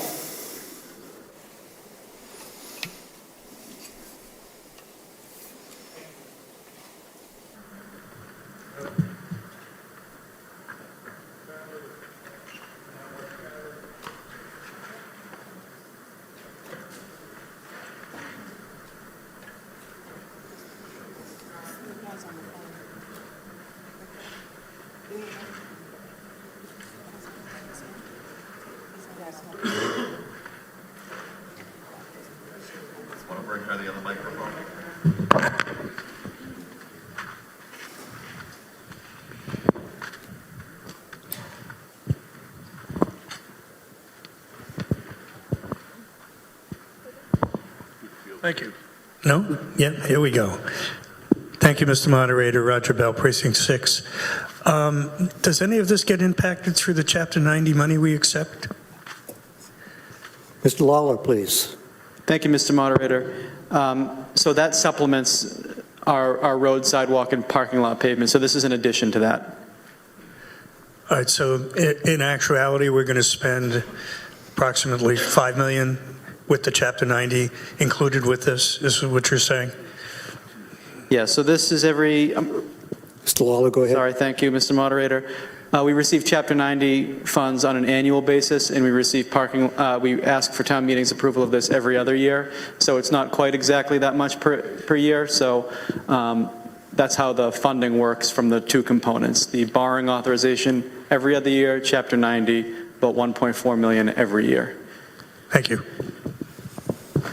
Additional questions? Seeing none. All those in favor?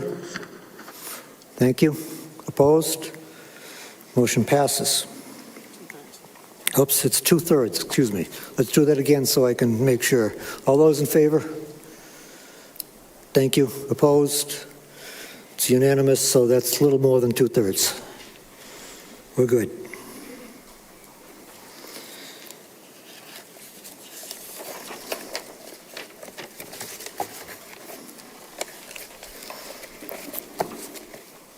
Okay, Article 10 has been moved and seconded by the Ways and Means Committee to see if the town will appropriate $2 million to fund costs associated with capacity and resiliency improvements at Mill Pond, including engineering and design costs of an owner's project manager, and for the payment of all other costs incidental and related thereto, which amount shall be expended at the direction of the town administrator, and that to meet this appropriation, the treasurer, with the approval of the select board, is authorized to borrow said amount under and pursuant to Mass General Law, Chapter 44, Paragraph 8, Subparagraph 4, or any other enabling authority, and to issue bonds or notes of the town therefore.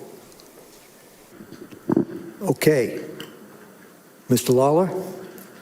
Thank you, Mr. Moderator. This is a borrowing authorization request for important work for our water resources at Mill Pond, replacing our culvert gates, which are used to shut off the culvert that is installed under Mill Pond Reservoir, as well as investigation for our Shawsheen raw water intake pipe, which comes from the Shawsheen River and was installed in the 70s, and the funds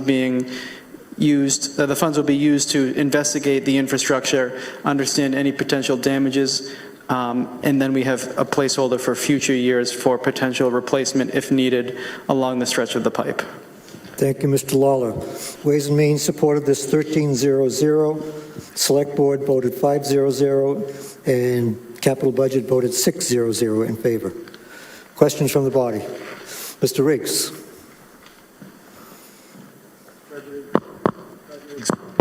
Roger Riggs, Precinct 3. Thank you. Just a clarification. I think there's a typo on the screen and in the warrant. It says $200,000, not $2 million.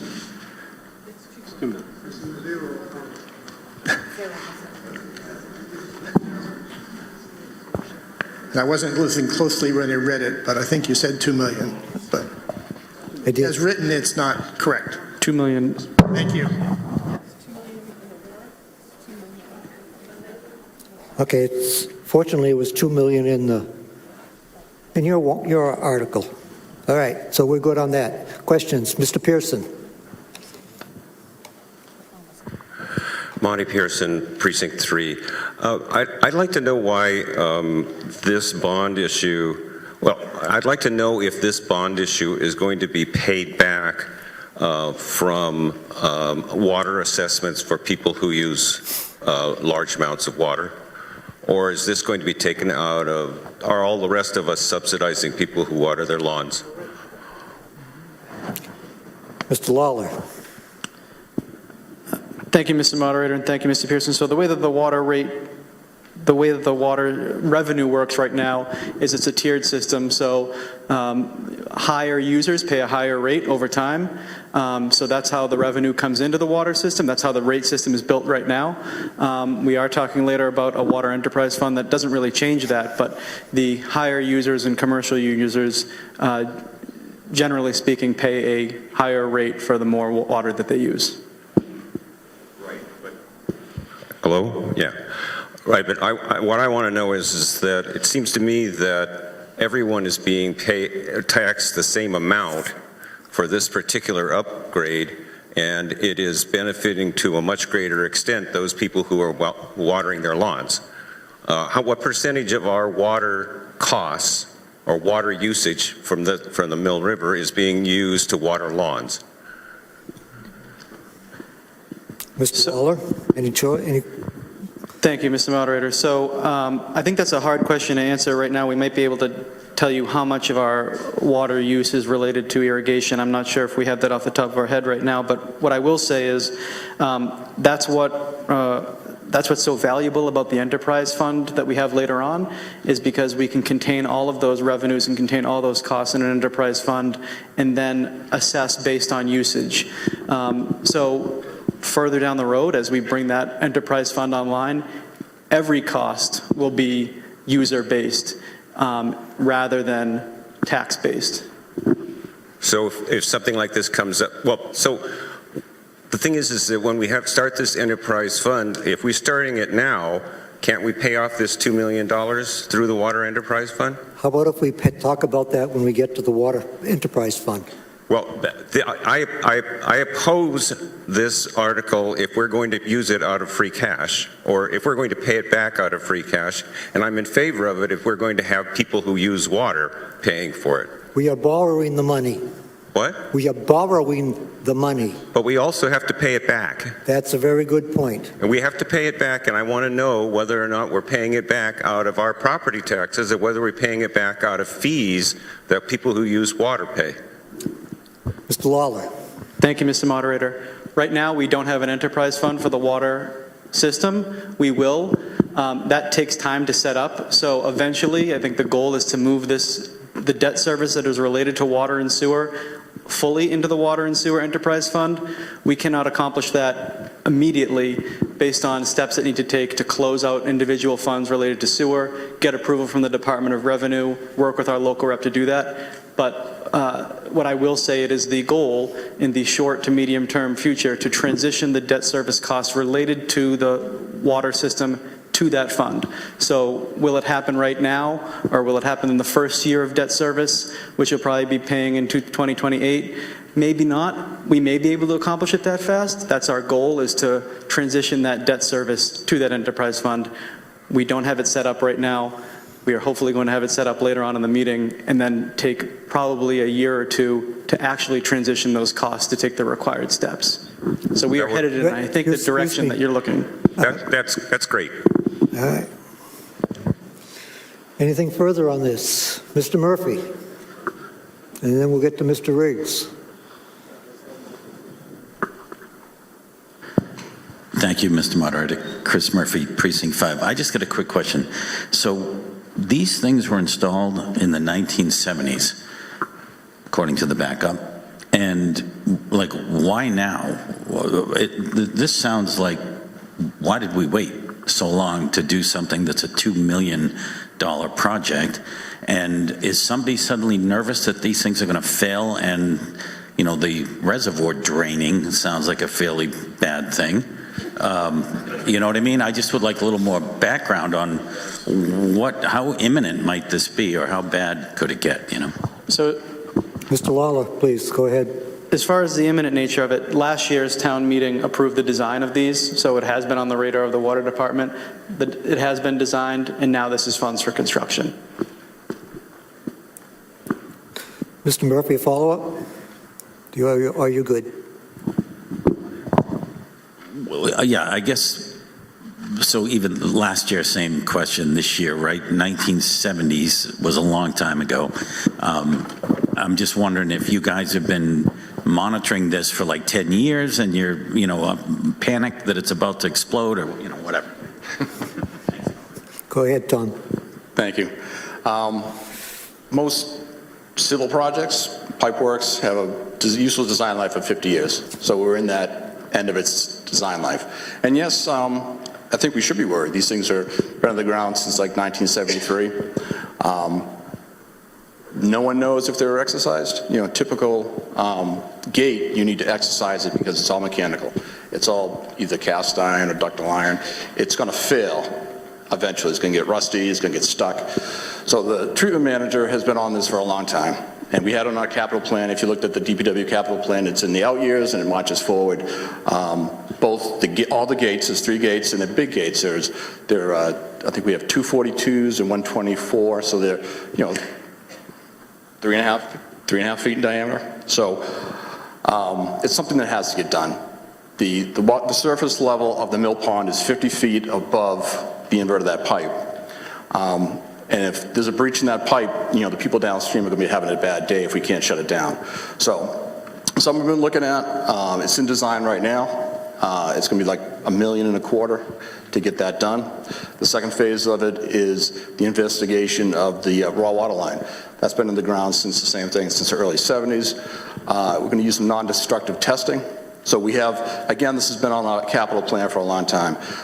Do we have to spend $1 million a year for the next 5 years? Maybe, but we don't know until we take a look at that pipe. So the devices they use, they send it down the pipe. It scans the sides to see how the reinforcement's doing, see how the concrete's doing. If it's good, it's good. You know, maybe we do this every 10 years or so. If it's bad, then it's something we really have to invest some money in.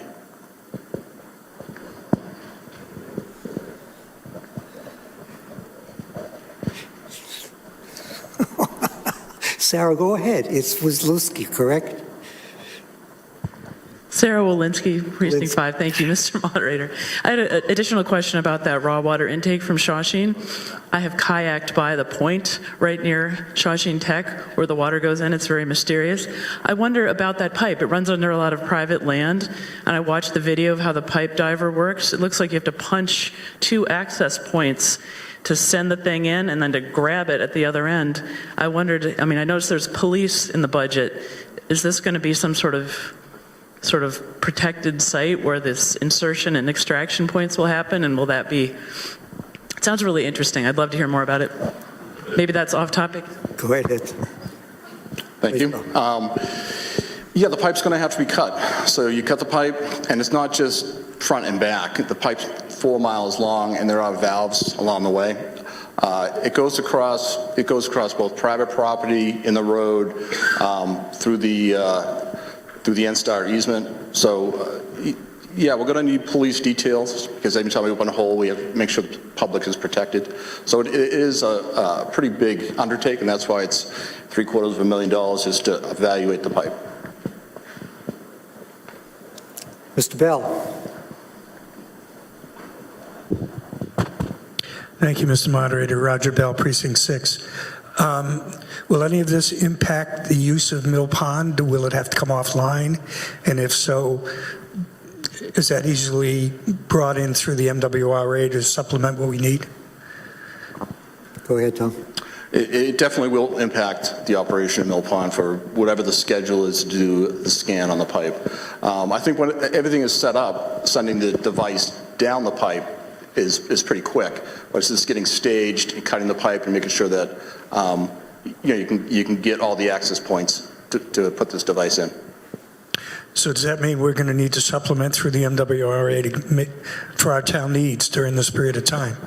And how long would it be? Mr. White, please. Thank you, Mr. Moderator.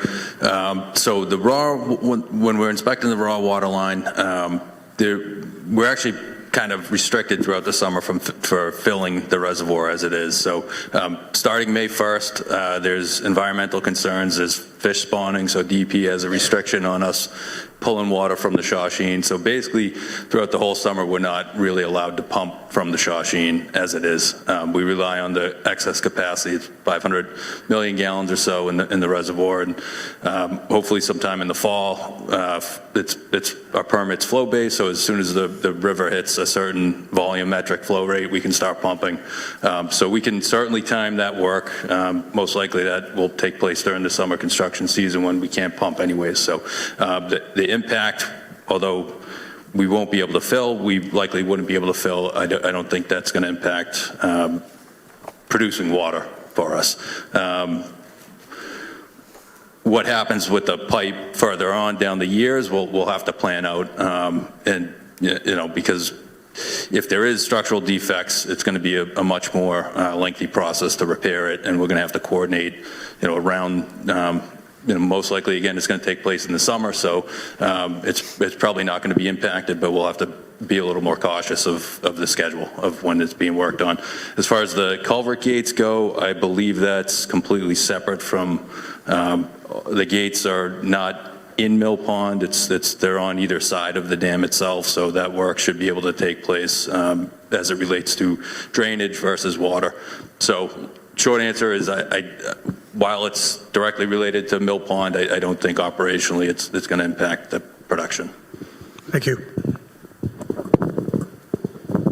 Anything further? Mr. Flynn.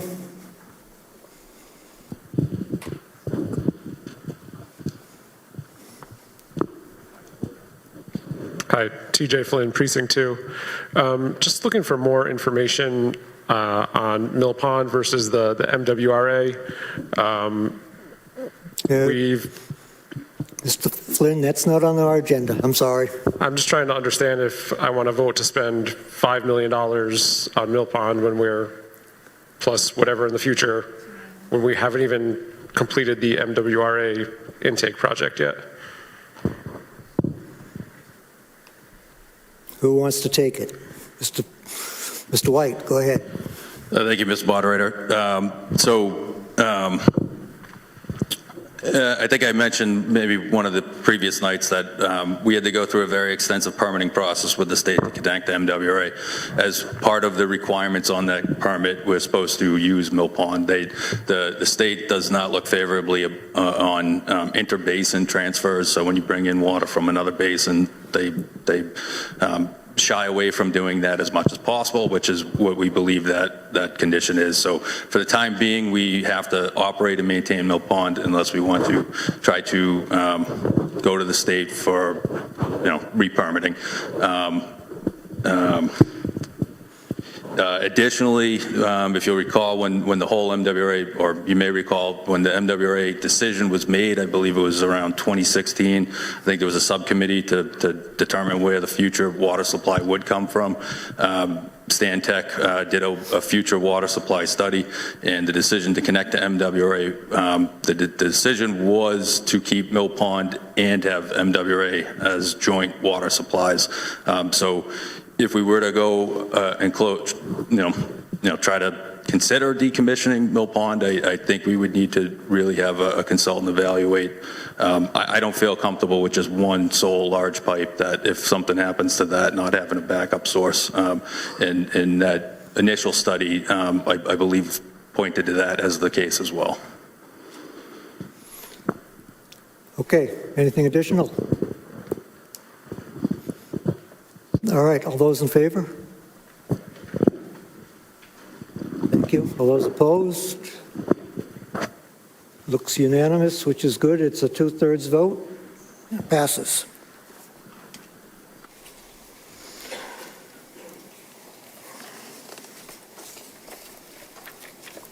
Okay, Article 11 has been moved and seconded by the Ways and Means Committee that the town appropriate $1,327,400 to fund costs associated with lead service line investigation and service line replacement program, including engineering and design costs of and owner's project manager, and for the payment of all costs incidental and related thereto, which amount shall be expended at the direction of the town administrator, and that to meet this appropriation, the treasurer, with the approval of the select board, is authorized to borrow said amount under and pursuant to General Law, Chapter 44, or any other enabling authority, and to issue bonds or notes of the town therefore. Okay, Mr. Lawler. Thank you, Mr. Moderator.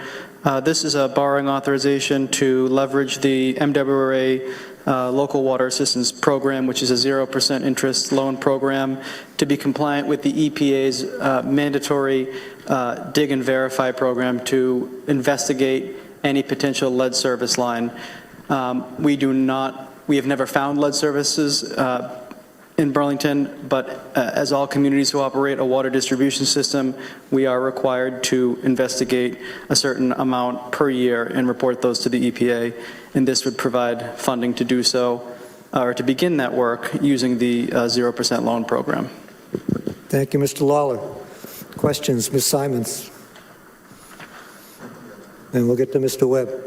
Thank you, Mr. Moderator. Martha Simon, Precinct 3.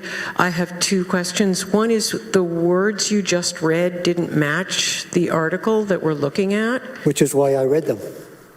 Okay, so this isn't what we're voting on. We're voting on what you spoke. Yes. Okay, thank you. I also, in reading the backup, read a number of times about black iron, but this article talks about lead line, lead service lines, and so I'd like it if you could explain if they're the same or different or how they are different. Thank you. Mr. Hayes, please. Thank you, Mr. Moderator. The reason we talk about black iron is because we don't have a lead problem, we have a black iron problem. Like everything else, these black iron services have been in the ground more than 50 years. So the lion's share of all the money for water distribution that Tommy has appropriated has been going towards the MWRA connection. And that's wrapping up this year. The what connection? The MWRA connection, most of our money's been going there. So the next program, and we have a long list of things we want to do with the distribution system, but the focus now is on black iron services. They're at the end of their useful life. I think in the backup, you'll see we had, just in the flats alone, I think we had 300 service leaks. And that's because we pave, it jiggles the ground. The only thing keeping these services together is the rust. So this has been a program that's been, it's been a part of our program. We've identified black iron services all over town. It's part of our priority plan. It works, kind of dovetails in with this whole lead service line investigation. We're required to do, I believe we have to do 600 plus investigations. So we have to dig them. And if you dig them, you might as well, if it's black iron, replace it. Because as soon as you start playing around with the soil, that black iron is going to get that much weaker. So it works together. So we have to do it. I mean, it's inconvenient. We have to do like a rambling sample all over town. But this was in our plan off the get-go. So this is, it just works well together. Mr. Webb. Well, before you speak, Mr. Webb, let me give the votes of the committees. Ways and Means supported this 1300, Select Board 500, and Capital Budget 600. Go ahead, Mr. Webb. Thank you, Mr. Moderator. Dave Webb, Precinct 7. My question has to do with the homeowners lead connection, which is a different program, I think. This has to do with the town lines, correct? And so my question is, what's the status of the checks on the lead service going into the connection that the homeowners have to the street service? Mr. Hayes. Mr. Moderator. Good question. Back in, I believe, 2009, we did a town-wide meter replacement, and as part of the meter replacement, we also inventoried what service was coming into the house. So we have a good handle on which one's a copper and which one's a black iron, which will help us with replacing the black iron in the street as well. So, Mr. Moderator, can I follow? Go ahead, Mr. Webb. So the question then is, do we individual homeowners have to worry about this lead connection now, or does the town know about it if it has to be replaced? No, we found, Mr. Moderator. Go ahead, Mr. Hayes. We found 2 lead services. One was misidentified, and the other one was a spool piece between the meter and the connection. It was a commercial property. When we went back to look at it, it had been replaced with, I think it was replaced with cast iron or copper. Thank you. Anything additional? Oh, we've got Mr. Miller online. You hear me? Go ahead, David. Yes, just a little bit of an expansion on the previous comment and question. So does that mean we homeowners are on our own if there's a problem on our end of the connection and there's lead? Mr. Hayes. Mr. Moderator, we have never found any lead on the residential side, so we haven't identified any houses that might have lead service. Thank you. Anything additional? Seeing none. All those in favor? Thank you. Opposed? Looks pretty unanimous, which moves more than 2/3. Ms. Altman.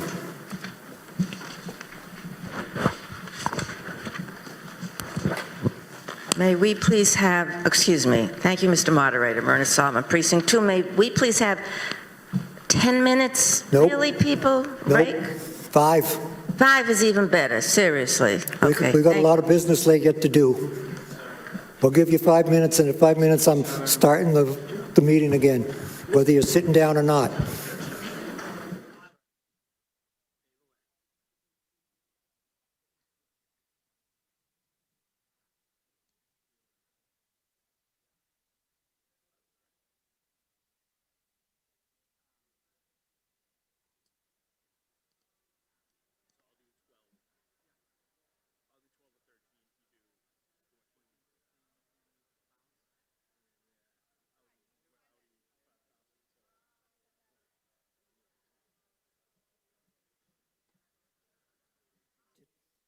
Moved and seconded by the Ways and Means Committee, and in the warrant for $360,000. 12.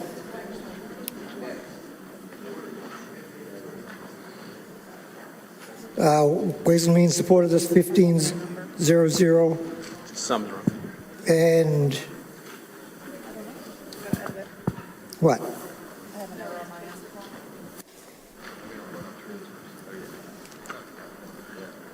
All right. All right. What was that? Ways and Means supported 1500. Select Board voted 500 in favor. Mr. Denizio. Thank you, Mr. Moderator. This is another one of those annual articles. So back when the town started performing advanced life-saving or ALS service on the ambulance service in town, we had set up a receipts reserved account so that we could isolate those revenues specifically from ALS services into a separate account and then come to town meeting and ask for them to be appropriated to help offset the additional costs of providing those services. So to date, we've done that. This will be our 5th time. We've used $360,000 to offset the operating budget, and we've also used it twice to buy an ambulance. So that's what we plan on doing. You will likely see this number increase because we haven't increased it in 5 years, and certainly the cost of providing the service has increased. But the balance is there for us to do that.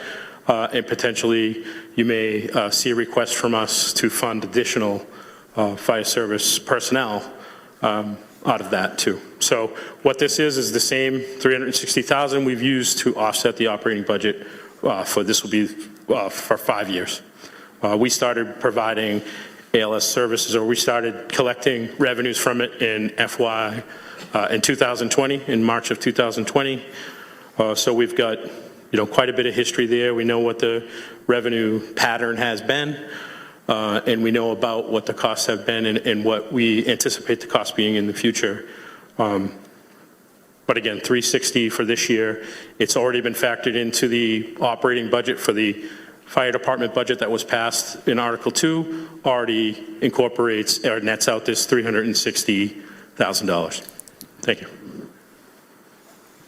Questions from the body? Seeing none, all those in favor? Thank you. Opposed? Article 12 passes. Article 13 has been moved and seconded by the Ways and Means Committee to see if the town will vote to transfer the sum of $550,000 to operate the FY 2027 cable access access enterprise. Okay. $550,000 for BCAT. Ways and Means supported this. 1200. Select Board voted 500 in favor. Mr. Lawler. Thank you, Mr. Moderator. This is an authorization to not to exceed $550,000. The actual amount would be dependent on how much the town receives from PEG access fee, the public educational and government access fee that is assessed on folks' cable bills. And this is essentially a pass-through mechanism from the town to BCAT to fund the cable access programming that the community so relies on. Thank you, Mr. Lawler. Questions? Seeing none. All those in favor? Thank you. All those opposed? BCAT thanks you. Okay, Article 14. It's been moved and seconded by the Ways and Means Committee to see if the town will adopt the administrative and professional compensation plan for FY 2027 and transfer from the FY 2027 negotiated settlement account $223,988 for the purpose of funding the plan, same to be expended under the appropriate authority. Mr. Lawler. Thank you, Mr. Moderator. This is another annual article that funds the general wage increase for the administrative and professionals part of the town's leadership staff. This is a number of directors, assistant directors, technical and confidential staff. And this would fund or authorize a transfer up to $223,988 from the negotiated settlements fund to fund a wage increase that is in line with what all other union employees received and this body authorized. Questions? Okay, all those in favor? Thank you. Opposed? Article passes. Article 15 has been withdrawn.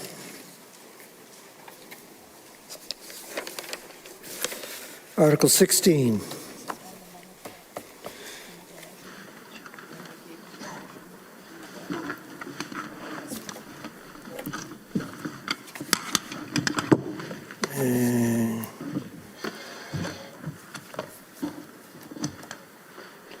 I have it here somewhere.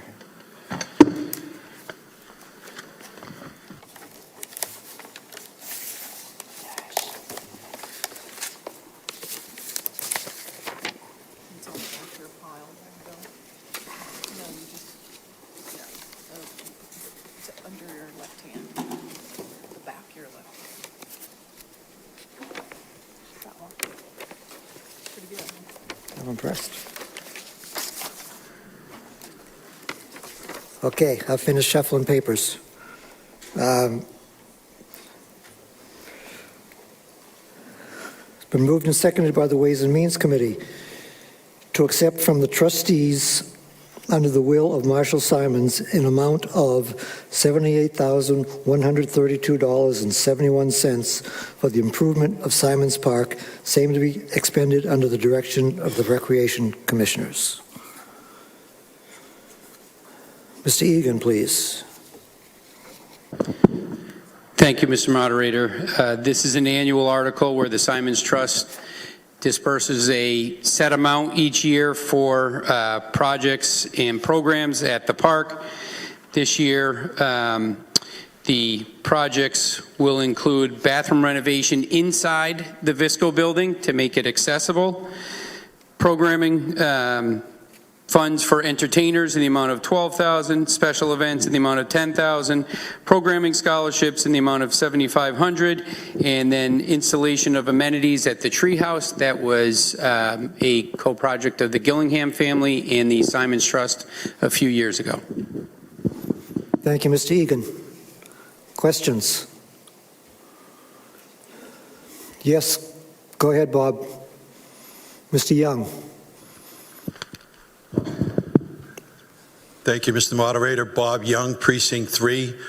My first comment is I am in favor of receiving, money from people that want to donate to our community. But I am reading the backup, and before I even get into that, I'd like to ask Mr. Egan if he would offline provide me with a copy of the will, the Simon will. Would he be able to do that for me, or anybody else? Mr. Egan. Sure, I can email that to you tomorrow. Thank you, Mr. Egan. So in the first paragraph, second line, with the gift of land came a yearly appropriation of funds from a trust which is intended to help maintain the facilities on the two parcels. The third paragraph looks like the second or third sentence. More recently, the trustees have expressed an interest in seeing a portion of the appropriation go towards programming, special events, and scholarships for participants in Simon Park programs. My question is, it seems like what I'm reading here is things, according to the will, it should be for specific, let's say the renovation you're talking about for Visco building, something of that sort, something tangible. But it says here now, when you're pointing up here, there's scholarship fund and things of that sort. So my question is, I'm concerned or wondering if someone is following what the will said, what Mr. Simon requested, and if not, why not? Mr. Egan. Each year we meet with the trustees of the will and provide them a list of projects. that is what they would like to see funded, these type of projects. So they go according to the laws of the Commonwealth for wills and trusts.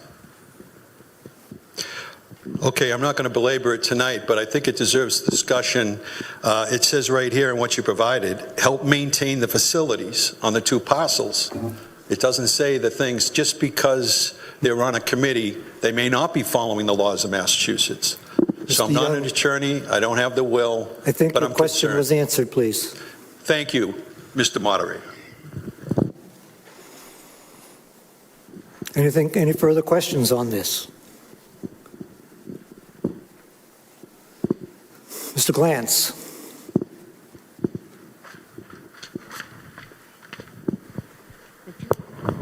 Thank you. Nolan Glantz, Precinct 1.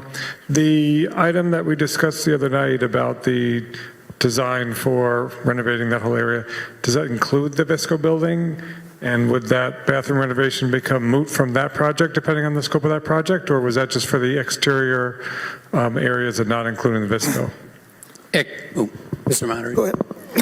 Exterior areas, not the Visco building itself. Anything additional? Seeing none. All those in favor? Thank you. Opposed? Motion carries.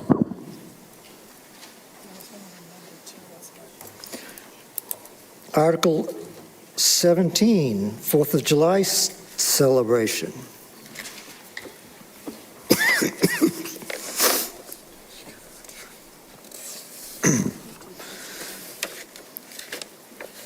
Been moved and seconded by the Ways and Means Committee.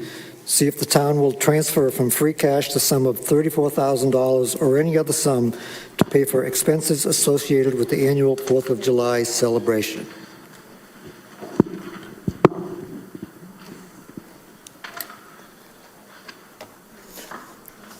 Mr. DeBona. Thank you, Mr. Moderator. I'm here representing the 4th of July committee. Mr. Priest wasn't able to make it tonight, so we are asking for $34,000 to put on the parade this year. As you know, it's been a long-standing tradition. Last year, we opted not to have the parade due to the construction on Cambridge Street, and due to fundraising issues, there are only 4 people on the committee, and 3 of us are residents. So we are a little bit shorthanded. So if anyone wants to volunteer, don't everyone jump up at once. So we do need a little bit more funding than we normally would, the way we put the parade on. So any questions, I'd be happy to answer. Thank you.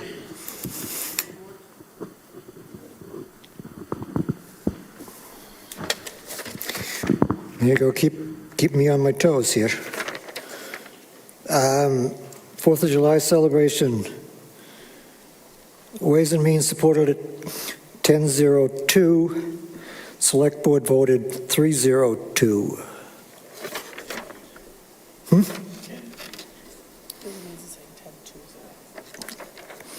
It's not what's in my book. Okay, 10-0.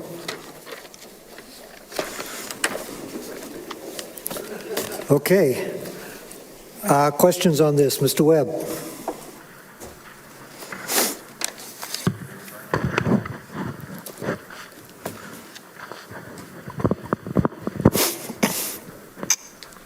Thank you, Mr. Moderator. Dave Webb, Precinct 7.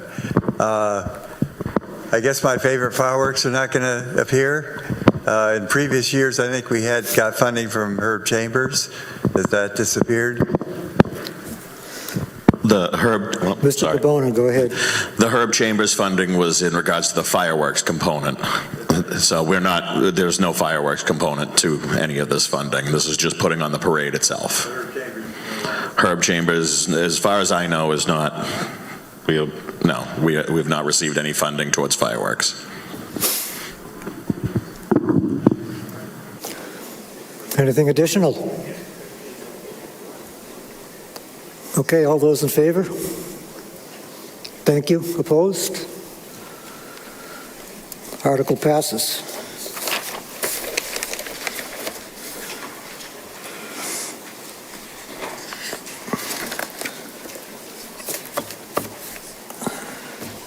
Article 18, School Community Facility Usage Support.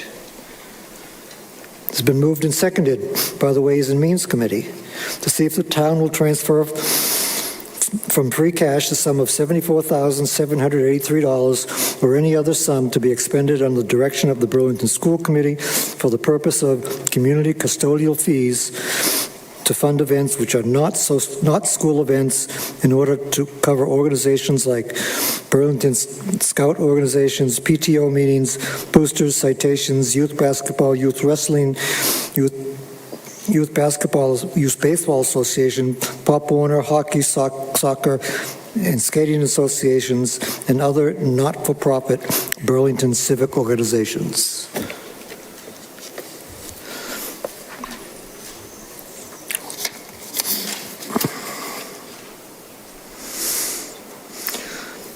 Ways and Means supported this 12-1-0.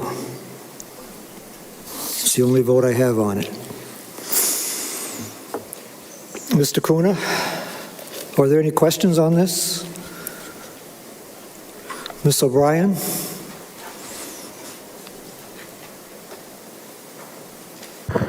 Thank you, Mr. Moderator. Patricia O'Brien, Precinct 2. Just a curiosity, how do groups know that they can apply for use for space in the schools and have custodial services covered? Thanks.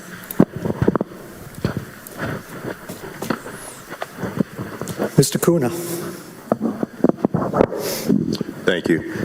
The list of groups have been long-standing in this community, and the groups were created through the Select Board's office and also through the school committee's recommendations. So reaching out to either one of those offices would be the best way to see if new groups could be added to this.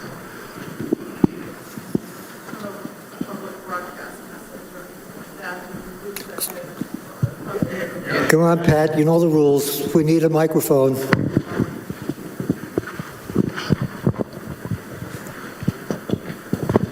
A lot of times we talk about equity in this town, and sometimes there are groups that may not understand that there would be space available in the schools, and so I don't know how different groups get registered through the clerk's office, but I think it'd be appropriate to make sure that we ensure that all new groups that get founded in this community know that they have access to the school space. Thanks. Thank you, Ms. O'Brien. Okay. Anything further on this? All those in favor? Thank you. Opposed? Motion carries. Next one was withdrawn. Article 19 has been withdrawn.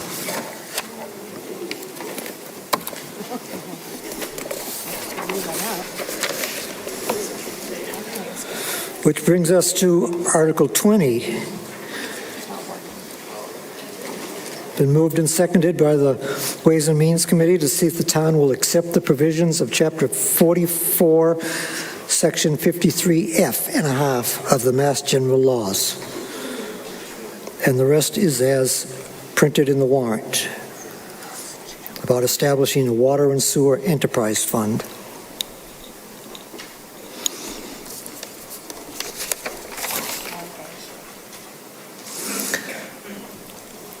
Ways and Means supported this 12-1-0. Oh, no, excuse me. I don't have a vote on Ways and Means. Oh, there it is, down there, 13-0-0. Select Board vote 5-0-0.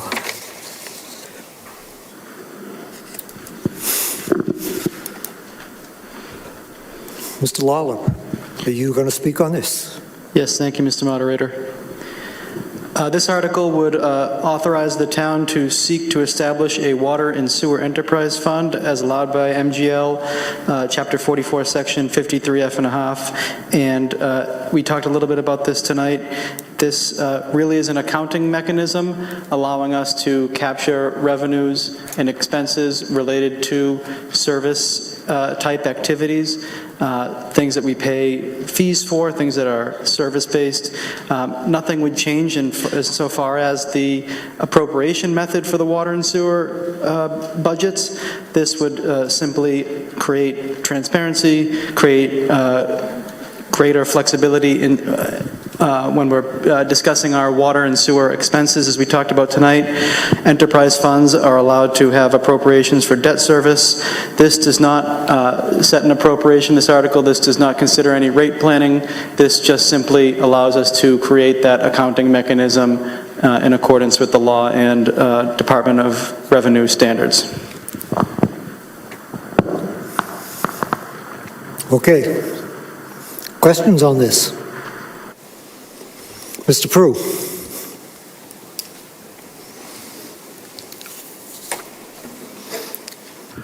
Michael Prue, Precinct 4. Currently, the water and sewer enterprise, like they don't take in, we were always going to have to borrow money, right? Or the rates have to go up. It's never self-supporting, right? Correct. I'm sorry. Go ahead, Mr. Lawler. Correct. For the, yes. Thank you. Additional questions? Mr. Glantz.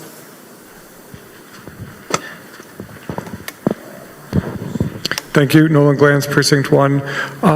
Is there a way for the funds to be part of future capital projects that are needed on those infrastructures, and to project forward so that current rates might be higher than they might otherwise be, so that when we get to those projects, it's not a new tax to fund those, but is paid out of the accumulated water rates? Mr. Lawler, please. Absolutely. The goal of the enterprise fund will be eventually fully rate supported and allow us to contemplate what investments into the water and sewer system might be performed or accomplished rather through cash or retained earnings, so that it's almost like its own free cash balance, but it's called retained earnings. And additionally, it allow us to incur debt service and project plan based on a water rate plan that that will ultimately have to be approved by the select board, but is a long-range financial mechanism. So just like everything that we're approaching capital projects with in long-range financial planning, the water and sewer enterprise will do the same. It'll have its long-range plan. It'll have projections for retained earnings or free cash and what projects we're funding from what sources. Anything additional? Okay. All those in favor? Thank you. Opposed? Article 20 passes. Articles 21. Oh no, 21. We're still 21 is as printed in the warrant. It's been moved and seconded by the Ways and Means Committee to see if the town will vote to amend the general bylaws to include a prohibition on cryptocurrency automated teller machines.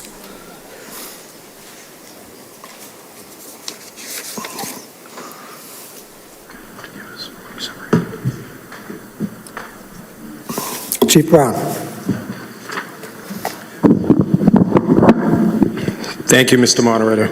So we've tried to bring this back in January, and based on some time restrictions on behalf of the department, we had to withdraw it. But basically, we're bringing this forward for two reasons. So what we've identified is these ATM crypto machines end up becoming a favorite tool of scammers. And the elderly population seems to fall victim to these scammers more than anybody else. So anytime you're dealing with criminal enterprise, what you deal with is means versus motive, right? So we're not going to be able to change somebody's motive. If they want to exploit you financially, they're going to find a way to do it. So we're left with the alternative to remove the means. And the way to do that is to get rid of these ATM machines. And second of all, is what we find here is that the law takes quite a while to catch up with technology. So when we found that this was starting to happen, just to give you an example, I believe last year we had 3 incidents where elderly people were scammed. And one of them was to the tune, I believe, $35,000. When that money hits that ATM machine, it is virtually gone, okay? I'm not an expert on the cryptocurrency by any means, but what happens is when the money goes into the ATM, it goes into what they call a wallet, and from there, the cryptocurrency makes it halfway around the world in the blink of an eye. And there is no way to really capture that. So what happened in this specific case was we did a search warrant for the ATM machine. We actually seized it, and then the district attorney's office came out and said, you know, we're not going to be able to prosecute based on the evidence because under the search warrant, what you got to be able to show is particularity, and we weren't able to show that because there was probably hundreds of thousands of dollars in this machine, and we couldn't actually put our finger on which bills were used. So it became an evidence issue. So what's been happening throughout the state and across the country now is a big push to get rid of these ATM machines. And the Attorney General's office has recommended that towns do this, which towns are following suit. And what you'll see now is big bulletin and pushes out from the American Association of Retired Persons as well, warning about these scams. So what we're trying to do is get rid of the high rates of fraud and scams, and because of the fact that these transactions are immediately irreversible, there's no way to recover the funds for the victims, and there's a high risk of money laundering for other crimes on these things, and the scammers obviously tend to target the vulnerable constituency in town. So that's what we're trying to do, and if you were to, you know, the way we looked at it is an outright ban is better off because it's risk versus reward, okay? By banning them outright, you take away, again, that means. If we were to leave them in, the reward for the people who use them that don't get scammed, you could go to a brokerage house, you could go to your bank in a more secure network. These cryptocurrency ATMs are just fraught with problems. So that's why we brought it forward, and hopefully that explains it in a nutshell, but happy to take any questions. Thank you, Chief. Is there a recommendation from the General Bylaw Review Committee? Ms. Huntoon?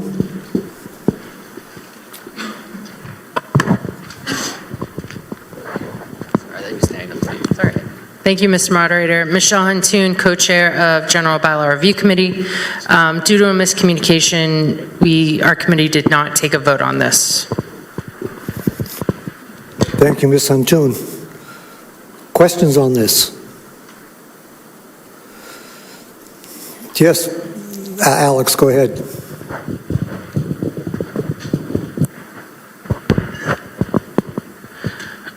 Thank you, Mr. Moderator. Alex Ruffield, Precinct 5. I am intending to support this, but I do want just a little bit of clarification. Maybe I'm listening to you too literally, but you said, like, once the money goes in, it's gone, but it's also physically in the machine. Are you saying you can't even return it to the person because you can't identify exactly which bills they put in? Chief Brown. Thank you, Mr. Moderator. Yes, exactly. So on a search warrant, what we have to show is particularity in order to seize the evidence. And because we didn't know which actual bills went into that crypto wallet, the DA's office was unable to bring that evidence forward into a case.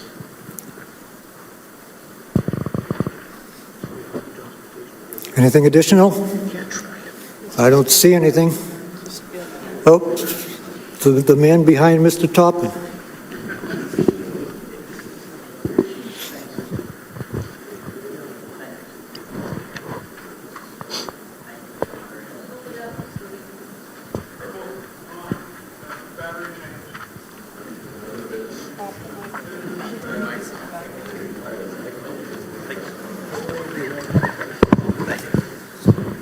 Thank you, Mr. Moderator. Kevin Spielberger, Precinct 4. I strongly support reasonable regulation of cryptocurrency ATMs, but not an outright ban. I think there are other approaches that we could use instead. There are clear fraud warnings on, we can put clear fraud warnings on signs of the machine, or I've even seen warnings on gift cards, as you mentioned, it's another mode that people can use. We would not ban gift cards. Burlington loves to use zoning laws, so we can certainly regulate where machines are located, or even adapt a daily transaction cap. I urge members to support regulations, not just for this article, for all articles, and not just outright prohibition. Thanks. Thank you. Anything else? Okay, let's vote on it. All those in favor? What? Mr. Bell. You mean you're not just voting in favor, Roger? You want to speak? Mr. Bell, please. Thank you, Mr. Moderator. Roger Bell, Precinct 6. I had a discussion with the chief on this. And nobody wants anybody to get scammed here, and I understand that.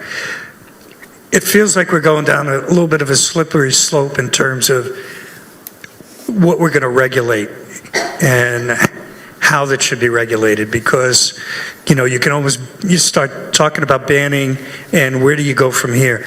I'm not saying they're good. I'm not saying we should use them. I'm not saying we want our elderly to be scammed, but it's just an issue in terms of the kinds of things we want to regulate, and it doesn't feel comfortable just trying to regulate these kinds of things by just banning them. Mr. Maury. Thanks, Chief. Bruce Maury, Precinct 1. Just a more informational question. Say I'm supporting this article. If we do pass this 5 years from now, when it's more regulated, more traceable, all that, what's the process for these to be enabled in the town of Burlington? Can somebody answer that for me? I don't know if that's you, Chief, or somebody from administration. To Roger. We'll go to Town Council, please. Okay. You would repeal this article if you passed it and pass whatever would be appropriate under whatever new regulation would pass. And it's just a majority vote, right? That's correct. Okay, thank you. Ms. Byer. Thank you. I don't want to sleep. Kathy Byer, Precinct 2. I just want to make a note, and I've got a question, I think. But it says, as Chief Brown, you had said, that there are basically, they don't have state and federal regulations in place right now, that they're still scrambling to catch up to be able to regulate these machines. And so until those regulations are in place, this is the solution. Is that correct? And it says right here that that is the purpose. Chief Brown. Yes, that is the purpose.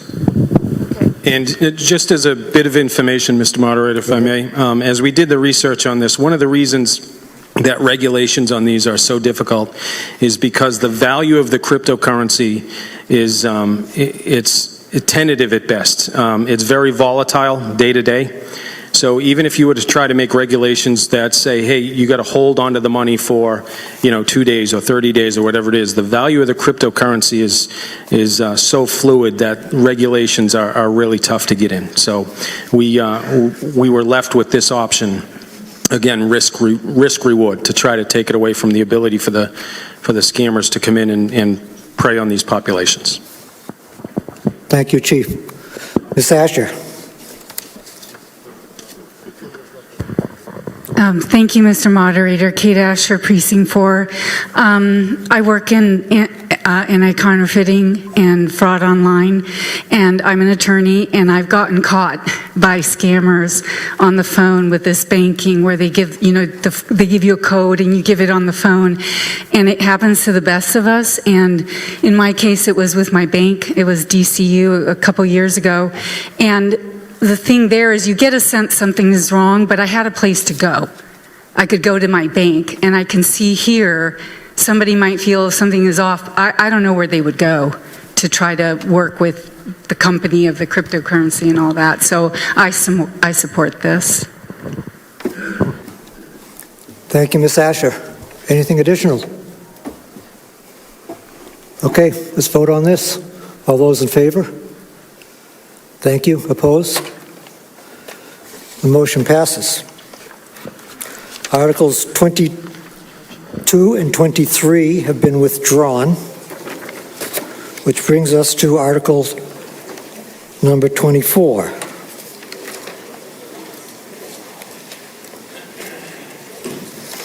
All right.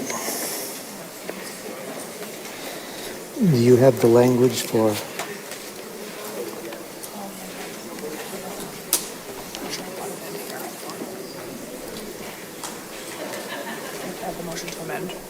Yes.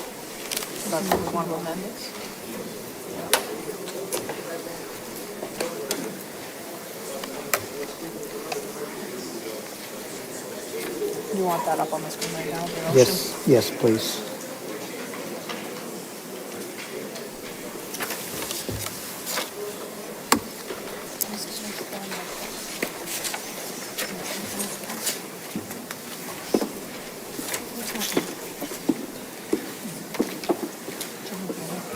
I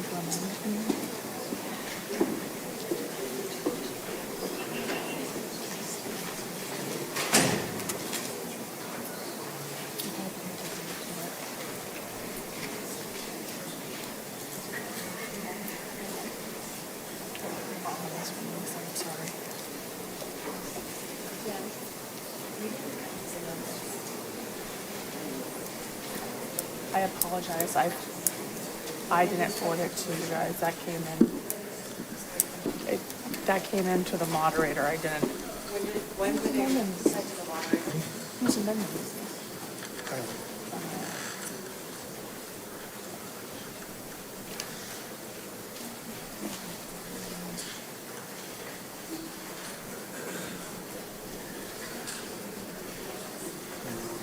May I speak with council, please? Bill, may I speak with council? We didn't receive these amendments. Wait, I'm just looking at it for the first time. No, I know.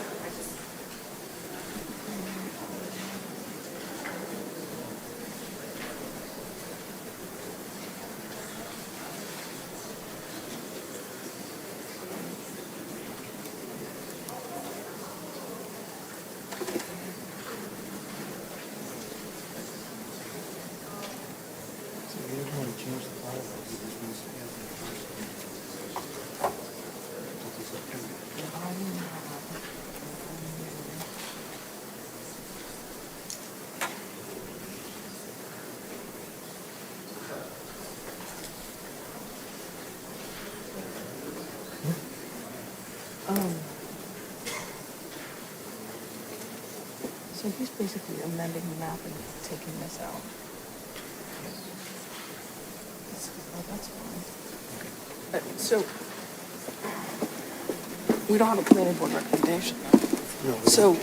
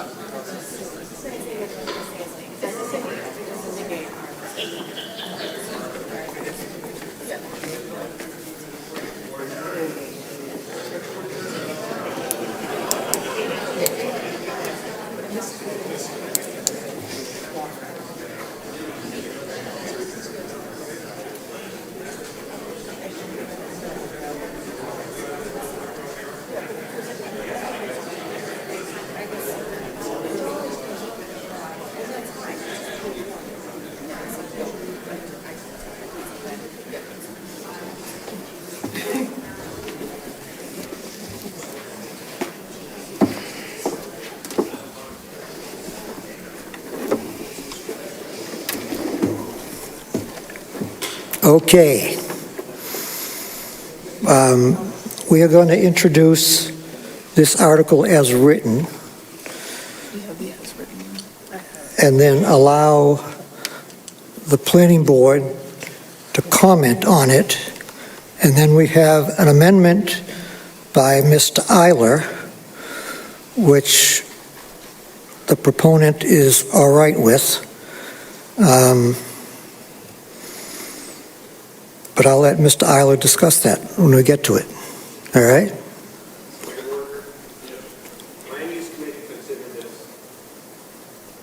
All right. I don't know if the Land Use Committee considered it. I will ask them. You're more than welcome, Monty.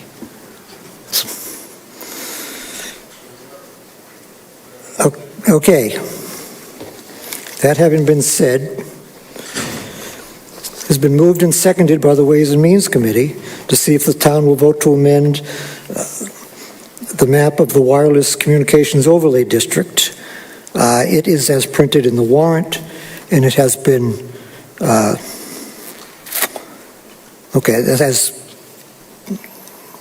has moved by the Ways and Means Committee. Now, Planning Board, recommendation.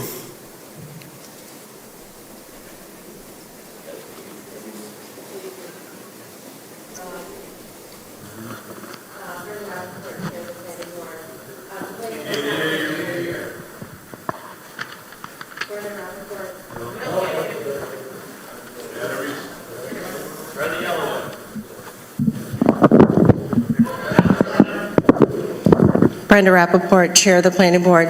Planning Board voted 6-1-0 to recommend unfavorably action on rezoning the property into the wireless zoning overlay district. Unfavorably. So it's a one, yes. 6-1-0. No, actually, it's a 1-6-0, Brenda, but that's okay. But anyway, Land Use Committee, Mr. Wadilla.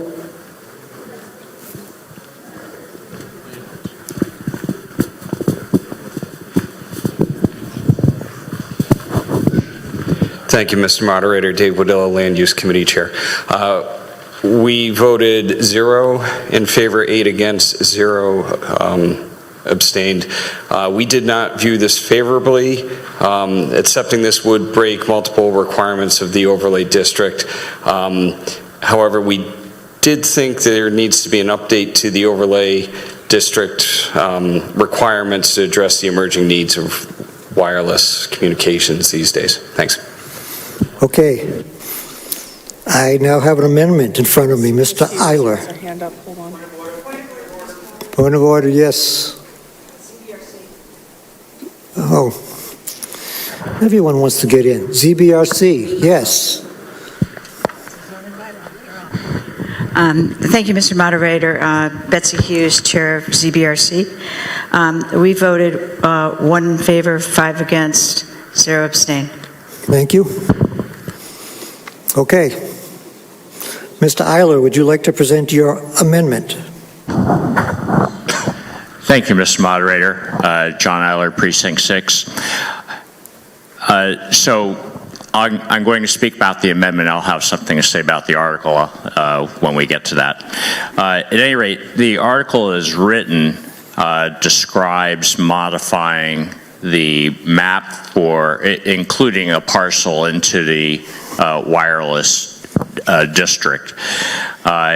But then it also goes on to talk about modifying the bylaw to create this situation where if it's not in the map, but town meeting voted for it, then it's in the map anyway, and it was getting very complicated. So it struck me as the second point, that the second bullet in the article as written was completely redundant and unnecessary, in that there's already a well-defined mechanism to be in the district, which is you revise the district map. You're either in the map or you aren't. If you're not on the map, maybe there's a good reason for that, like the Attorney General's reviewing it or something, I don't know. So the point is, don't try to create some second mechanism that will undoubtedly backfire or lead to some unintended consequence I can't predict right now for no good reason. So the modification you'll see up there for the amendment is just to strike the second bullet and then adjust the grammar to be appropriate for that so that Mildred won't yell at me. So just simplifying it down to the first bullet. Thank you. Okay, now we're going to let the proponents speak on their article here. Thank you. Thank you, Mr. Moderator. Do we have the slides up for this one?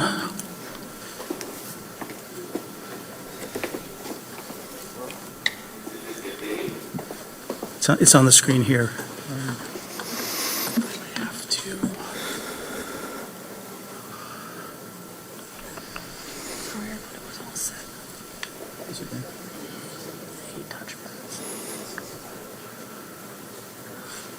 Mr. Riggs, you have a point of information. on the amendment? Yes, we do. Thank you.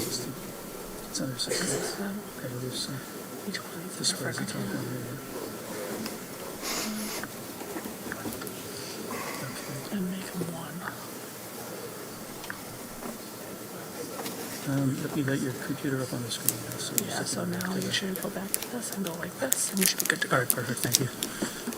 Thank you. And thank you, Mr. Moderator. My name's Michael Gimo of Robinson and Cole. I'm representing the proponents of this article, 8 Kimball Court LLC, which is the property owner, and Verizon Wireless. Article 24 seeks to add the parcel at 8 Kimball Court to the town's wireless communications overlay district. It's in an area where Verizon Wireless has a significant gap in its existing wireless service. This slide shows the property outlined in blue here, and it's on the east side of town, adjacent to the town line with Woburn. The southeast corner of that parcel has a 10-story building, and the property owner is willing to lease an area on the roof of the building to Verizon Wireless so it can install a wireless communications facility. We'll go on the next slide. This is the town's existing wireless communications district map. The parcels shaded yellow are the properties where wireless facilities can be installed, subject to Section 8.4 of the zoning bylaw and any other necessary approvals. The zoning bylaw says you can only apply for permission to install a wireless facility if the location is in the overlay district. The wireless communications district was established in 2000. Technology has changed and the use of wireless service has increased exponentially, yet the overlay district map remains unchanged. This shows the parcel that we're proposing to add, or asking you to add to the wireless communications district. If the town meeting votes to make this change, it will allow Verizon Wireless to apply to the planning board for a special permit under Section 8.4 of the zoning bylaws. We're not asking you to approve a facility that's within the jurisdiction of the planning board. Verizon Wireless needs a wireless communications facility at 8 Kimball Court in order to address gaps in coverage. The area where coverage needs to be improved includes the Beacon Village and Avalon Burlington residential developments and stretches of Beacon Street, Lowell Street, Pearl Street, and other local roads in Burlington, as well as adjacent neighborhoods. And you can see the gray area here shows where some of those are. And Verizon operates on 2 frequencies, high frequency and a 700 megahertz frequency and roughly 2100 megahertz frequency. This shows at the higher frequency the problem is even more acute. Those white areas and gray areas are severely lacking in coverage. Verizon Wireless cannot address its coverage gap from any of the parcels that are already in the wireless communications overlay district. The closest of those is the town-owned parcel at Mill Pond, which is too far north to serve the coverage area that Verizon is seeking to address. You can see up there, that area is surrounded by coverage, and it's further north than the areas where Verizon needs to fill. There are also no existing towers or buildings in Woburn that Verizon Wireless could use instead of 8 Kimball Court. Verizon has evaluated potential locations on the Woburn side of the municipal line, but those would all be too close to the facility Verizon Wireless already has on a rooftop at 12 Alfred Street in Woburn. The building at 8 Kimball Court is an ideal location for a roof-mounted wireless communications facility. The installation of antennas and equipment on that rooftop will have minimum visual impact. The 10-story height of the building will allow Verizon's signal to reach the area it is trying to cover. The addition of a new wireless facility at this location will also alleviate some of the demand on Verizon's surrounding wireless facilities, including the one on the town's Center Street water tank. This will improve the performance of those surrounding sites in areas near those sites because they will no longer be using part of their signal capacity to reach places that would be better served by a facility at 8 Kimball Court. This is the water tank site, and you can see it's trying to cover a very large area here. This is the proposed site in the middle, and this is the difference when that proposed site is in there. Now this facility has the capacity to serve locations closer to it. The warrant article also included a text amendment, which was done out of an abundance of caution. We accept the amendment that was offered as something that doesn't change the essential meaning of this warrant article, which is to try to get the town to add a facility that is very much needed to provide the necessary coverage. And thank you, and I've got a technical expert here, Martin Lavin, and myself to answer questions if folks have those for us. Okay, we'll turn to the body for questions, but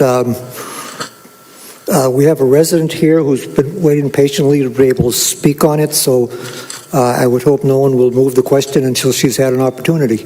Mr. Sinesi. Thank you, Mr. Moderator. Adam Sinesi, Precinct 1. Through the moderator, can we get some rationale from the planning board as to how their vote broke and how it ended up that way? Certainly.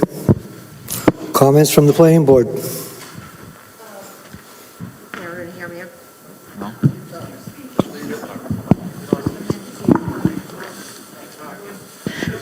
Here we are. Okay.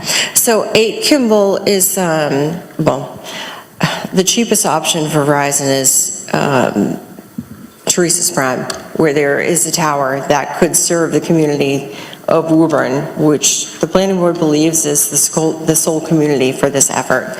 The planning board feels that this is setting a precedent.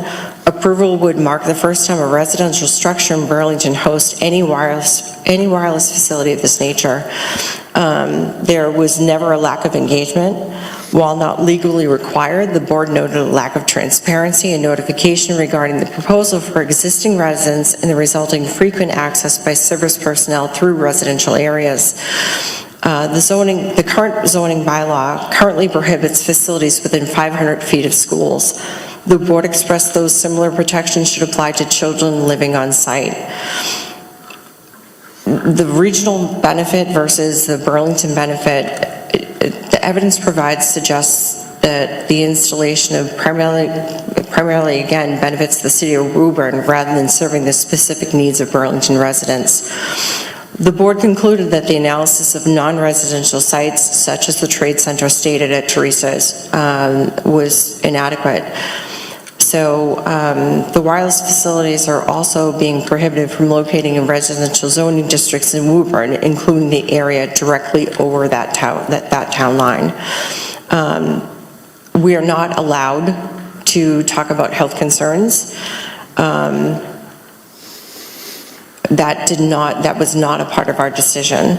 The board's majority opposition to the proposed zoning change is basically strictly on the criteria previously outlined. There was one in favor who felt that increasing mobile and social media usage requires higher network capacity. Modern frequencies operate at a lower power but require more facilities. 8 Kimball Court's high elevation makes it ideal efficient for the location.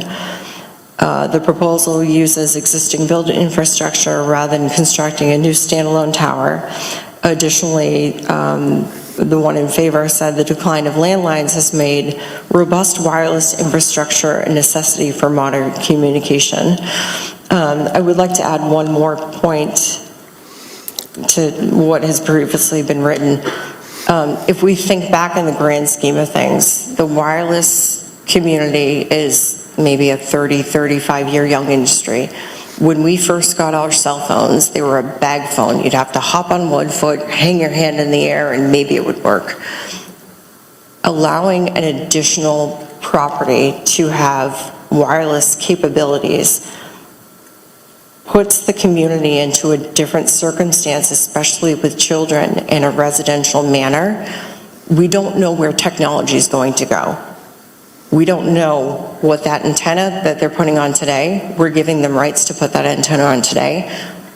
That antenna could be something exponentially different from 3 years from now. Technology is changing every day. We need to protect our residents. We need to protect our children. And furthermore, this isn't helping the town of Burlington. This is helping the city of Woburn. Thank you.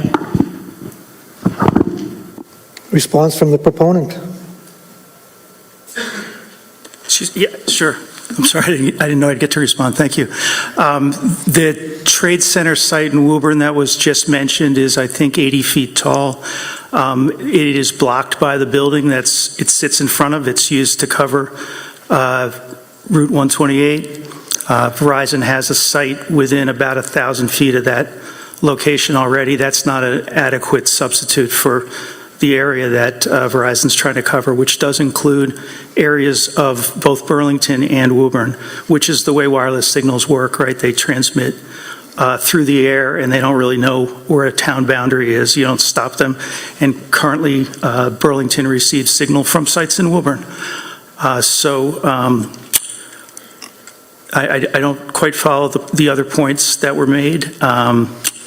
The town uses wireless service. Folks use their phone for all kinds of applications. They transmit data. They want reliable service, and the only way you have reliable service is if you have enough capacity on the network and if the wireless facilities are located in places where they can reach the people who need to use them, and that's the reason for this proposal. As was mentioned, it is on an existing building.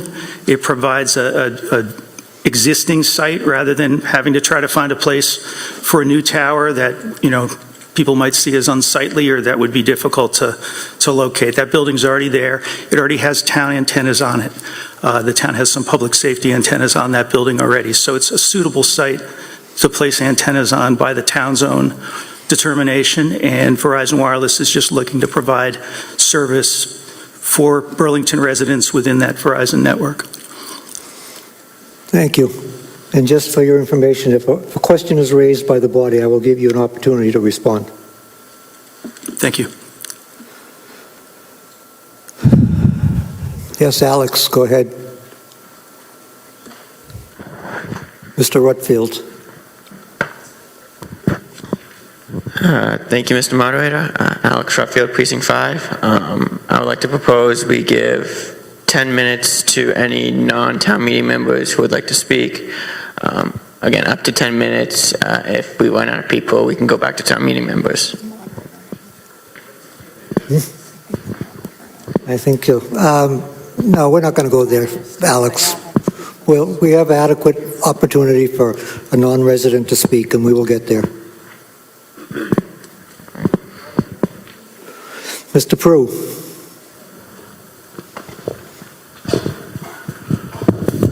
Michael Prue, Precinct 4. I'm against this because I think it's going to open up a can of worms. There's no other residential structure in Burlington that puts cell phone towers up. And you're saying, it's Verizon today, but if we approve Verizon, we're opening it up to all the cell phone companies, and you could have the buildings suddenly will not be resident because they'll have all kinds of cell phone antennas on it. So I'm against this article. Thank you. Mr. Monaco.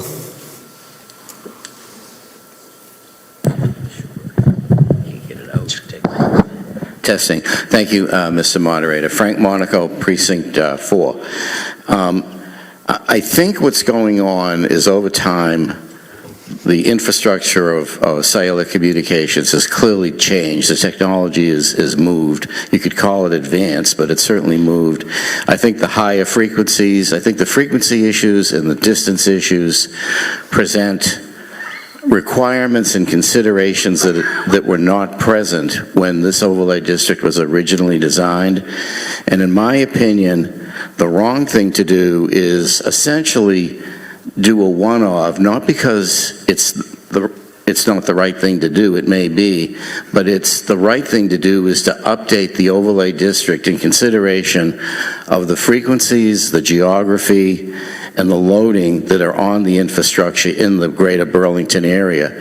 And I think the planning board has an obligation to go out, get a communications engineer that is up to the speed of what's being considered here, bring in carriers if you'd like, and get input and upgrade the map. It's probably more of an upgrade with some consideration for, it's not antennas anymore. These aren't 200-foot antennas. These are 3-foot-long beasts that you hardly see.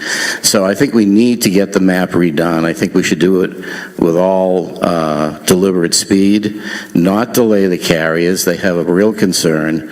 And we as users would like to get more capacity, but we have to do it in a way that's respective of the community that we live in and the real needs. Thank you. So I'm asking the planning board to actually initiate that with all deliberate speed. And I think we should defeat this, not because it's probably a terrible idea, even though it might be. It's because we don't really know what we're doing yet, and we need to redo the map. Thank you. Mr. Lieber.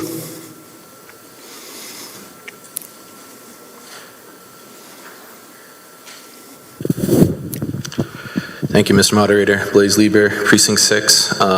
Just kind of concerned, was wondering, the planning board mentioned there's some threat to children from these towers, antennas, and I was wondering if they could elaborate and provide specific evidence of what threat that is, because it wasn't clear to me when they spoke before. Thank you. Through the moderator, we didn't say there was a threat to the children. Currently, right now, our bylaw states that there should not be any antennas within 500 feet of any type of children's structure. I do want to make one other point, that there are other residential properties within the wireless district that are allowed to have antennas. At this point in time, there is no residential property that has an antenna on their property with children or active residential functions. This would be the first, and where it is an apartment complex where people are residing and they don't have a choice. There is low-income housing there. There is no place for some of these people to go. And whether it's low income, high income, the residents should have a choice of whether or not they want to be exposed to any type of potential wireless infrastructure. We have Mr. Miller online. David, go ahead. Dave Miller, Precinct 4. Are there currently any issues with 911 calls not going through in the coverage gap area? He's asking, is the provider saying there's issue with 911 calls going through? I could not hear that question entirely. Can you repeat the question?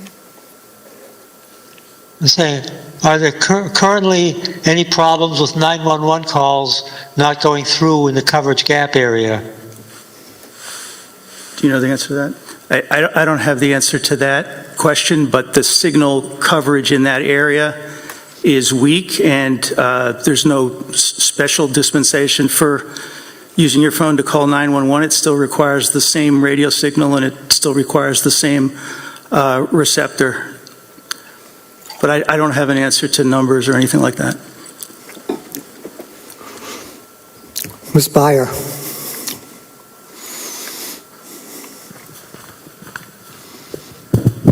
Thank you, Mr. Moderator. Kathy Byer, Precinct 2. I want to say first, I'm in support of the amendment that takes spot zoning out of the equation. And so I thought that was a very clean way to put that forward, which we probably should be discussing it. But then I want to second Mr. Monaco's suggestion that the entire overlay district be studied again, and that scientific information be brought in to the discussion about the safety or lack of safety with antennas and wireless, because there's a lot of misinformation out there, and I'm sure there are other issues we may not know about, but I am pleased to see that the spot zoning issue is gone.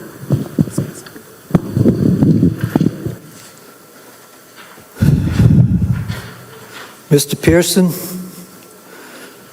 then we'll get to Ms. Wang and Mr. Eiler, and if all the hands would stay down long enough, I'd be able to call on our resident. Thank you, Mr. Moderator. Monty Pearson, Precinct 3. Land use voted 8-0 against this because we're talking about putting a tower on a residential building that is not only, it's an apartment building with, it's a rental building, and so the tenants do not have any say over whether or not an antenna gets put on their building, unlike homeowners, who would all probably be standing down here yelling at us if they attempted to put it on a building where homeowners were. I think that the wireless industry has, for the last 25 or 30 years, promoted putting in more wireless things, and because their argument is there's not enough coverage and you want this coverage and don't you want this coverage, and with their considerable profits they have refused to put out any studies, to do any real studies about whether or not these wireless facilities are safe. And so we are in the dark about safety issues. We are concerned about that because that's why we put together this wireless plan.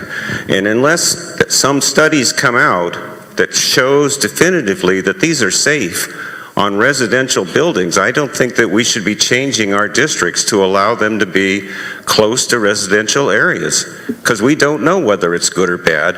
And it's an industry that ought to be making these studies and presenting them to us, not just coming to us and saying we have a service that you really want, never mind with safety.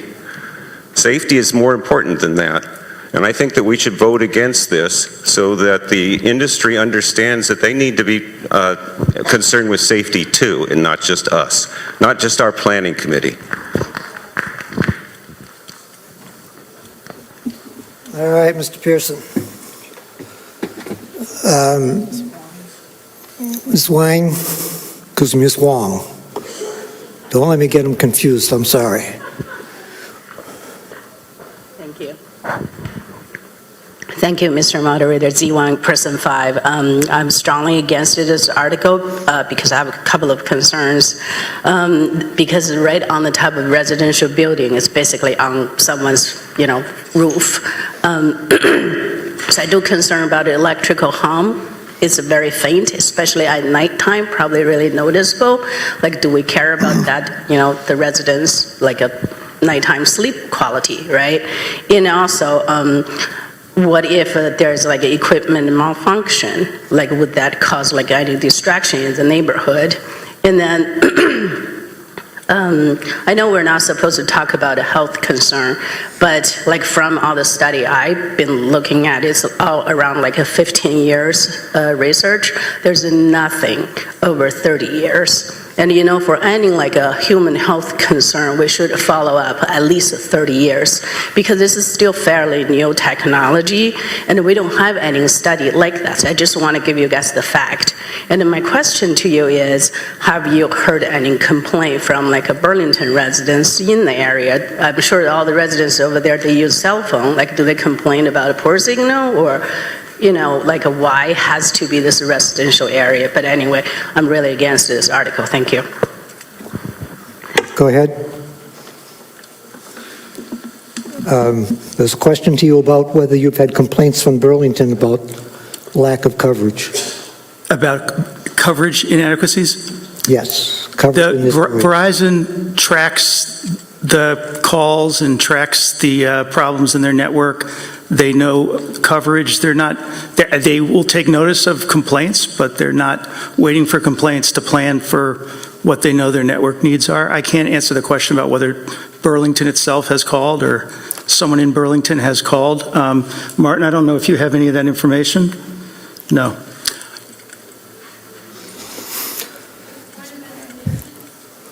Yes?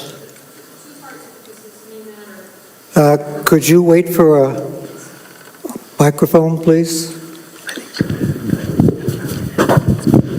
I wasn't aware, Kathy Byer, Precinct 2, I wasn't aware point of information wasn't just, sorry, but My understanding is there's an amendment on the floor with a second that's to be voted on, and it seems that we're discussing the whole entire piece without the amendment first. And the reason, and so I'm asking if that matters, because if this is defeated, if the amendment is approved and this is defeated, then Verizon has the opportunity to bring this back. Otherwise, if this is a zoning article rather than an overlay, does he have to wait, does Verizon have to wait 2 years before they can bring this back to Burlington? Thank you. The amendment doesn't change the fact that it's a zoning article. The overlay district is a zoning article, so the same rules apply.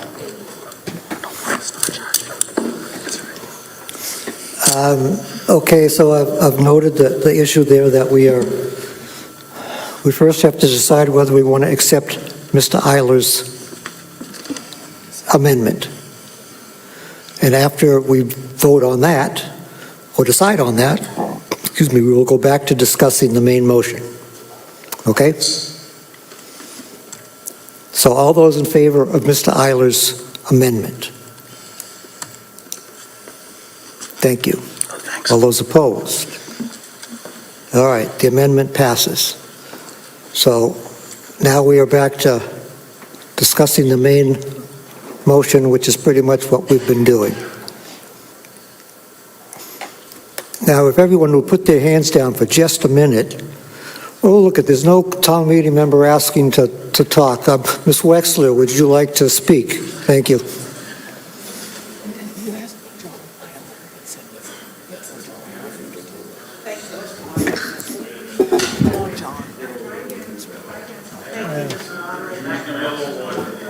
Just give it a second.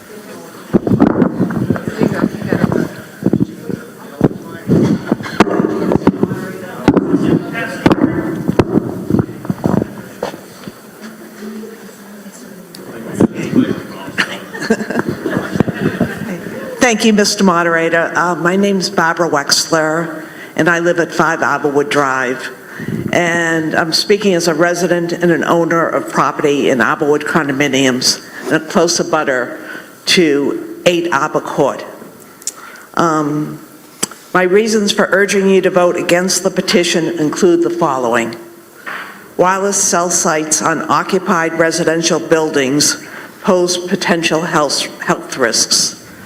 Cell towers are aesthetically displeasing and could lead to devaluation of abutting residential properties. Contrary to a photograph submitted by Verizon, for a good part of the year when leaves are not on the trees in the conservation area near my home, one can clearly see 8 Arbor Court from a number of properties in Arborwood condominiums, both on Arborwood Drive and Arbor Court.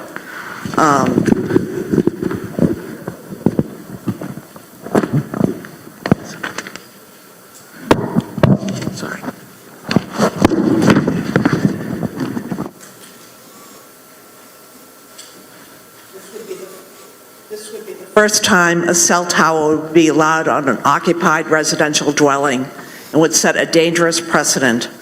Wireless communication companies other than Verizon would want to install cell towers elsewhere. I'm concerned that 8 Kimball Court, which is a rental property, which people have pointed out, and its occupants, like abutters, were not notified of this petition. The primary beneficiaries of this petition would be Verizon and the owner of 8 Kimball Court, who would receive rental payments from Verizon. I would really appreciate and urge you to vote against Article 24. Thank you. Thank you, Ms. Wexler. Oh, you must have raised some questions because there's some town meeting member hands up again. Mr. Manka. Ted Manka, Precinct 2, move to vote. Move the question. Okay. All right, the question has been moved and seconded.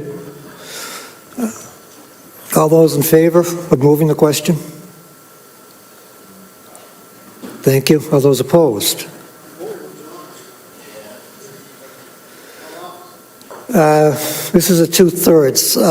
All those in favor of moving the question, please. Thank you. All those opposed? It's a clear 2/3, so the motion passes, which brings us to a vote on the main article. Motion As amended. We haven't even had a vote yet. The amendment's already voted. We passed the amendment.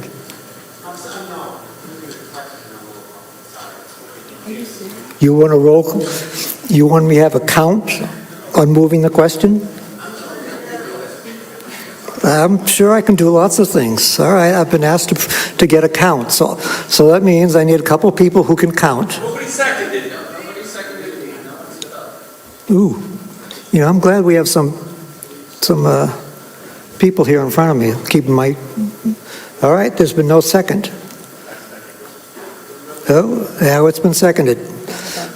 So I need a couple people who can count. 7 members to vote, 7 members to challenge, 7 members to challenge your vote.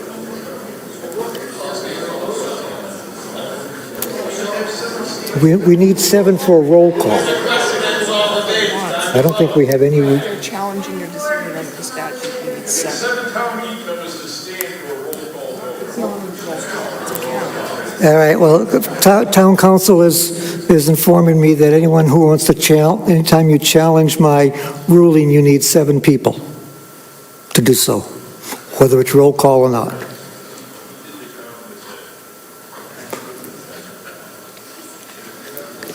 So I have 4, 5. Come on, people, this is a. We're still short. Let's move on.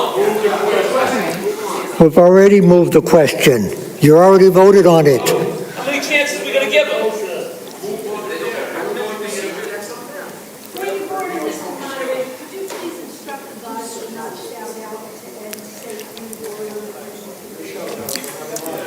Yes, please. Let's have a little decorum here. Now, we voted on moving the question and it failed. And the challenge to my ruling failed, or didn't get enough people standing. So now we are back to the main motion as amended, and that is what we are voting on. That's what the question was moved to vote on that.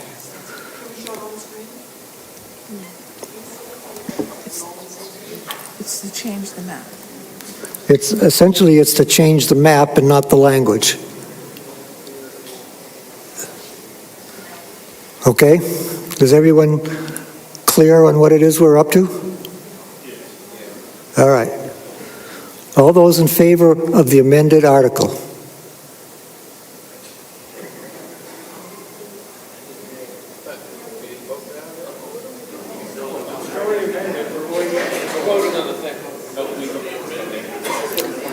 Does everyone understand what we're doing? We're voting on the article motion as amended. We are voting on the article as amended, okay?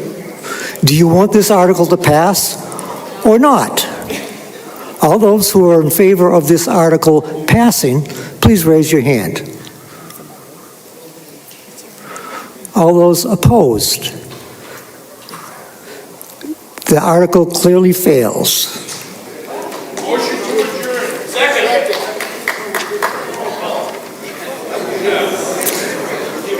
Thank you for your efforts today. I never would have believed we would finish tonight, but we did. My hat's off to all of you.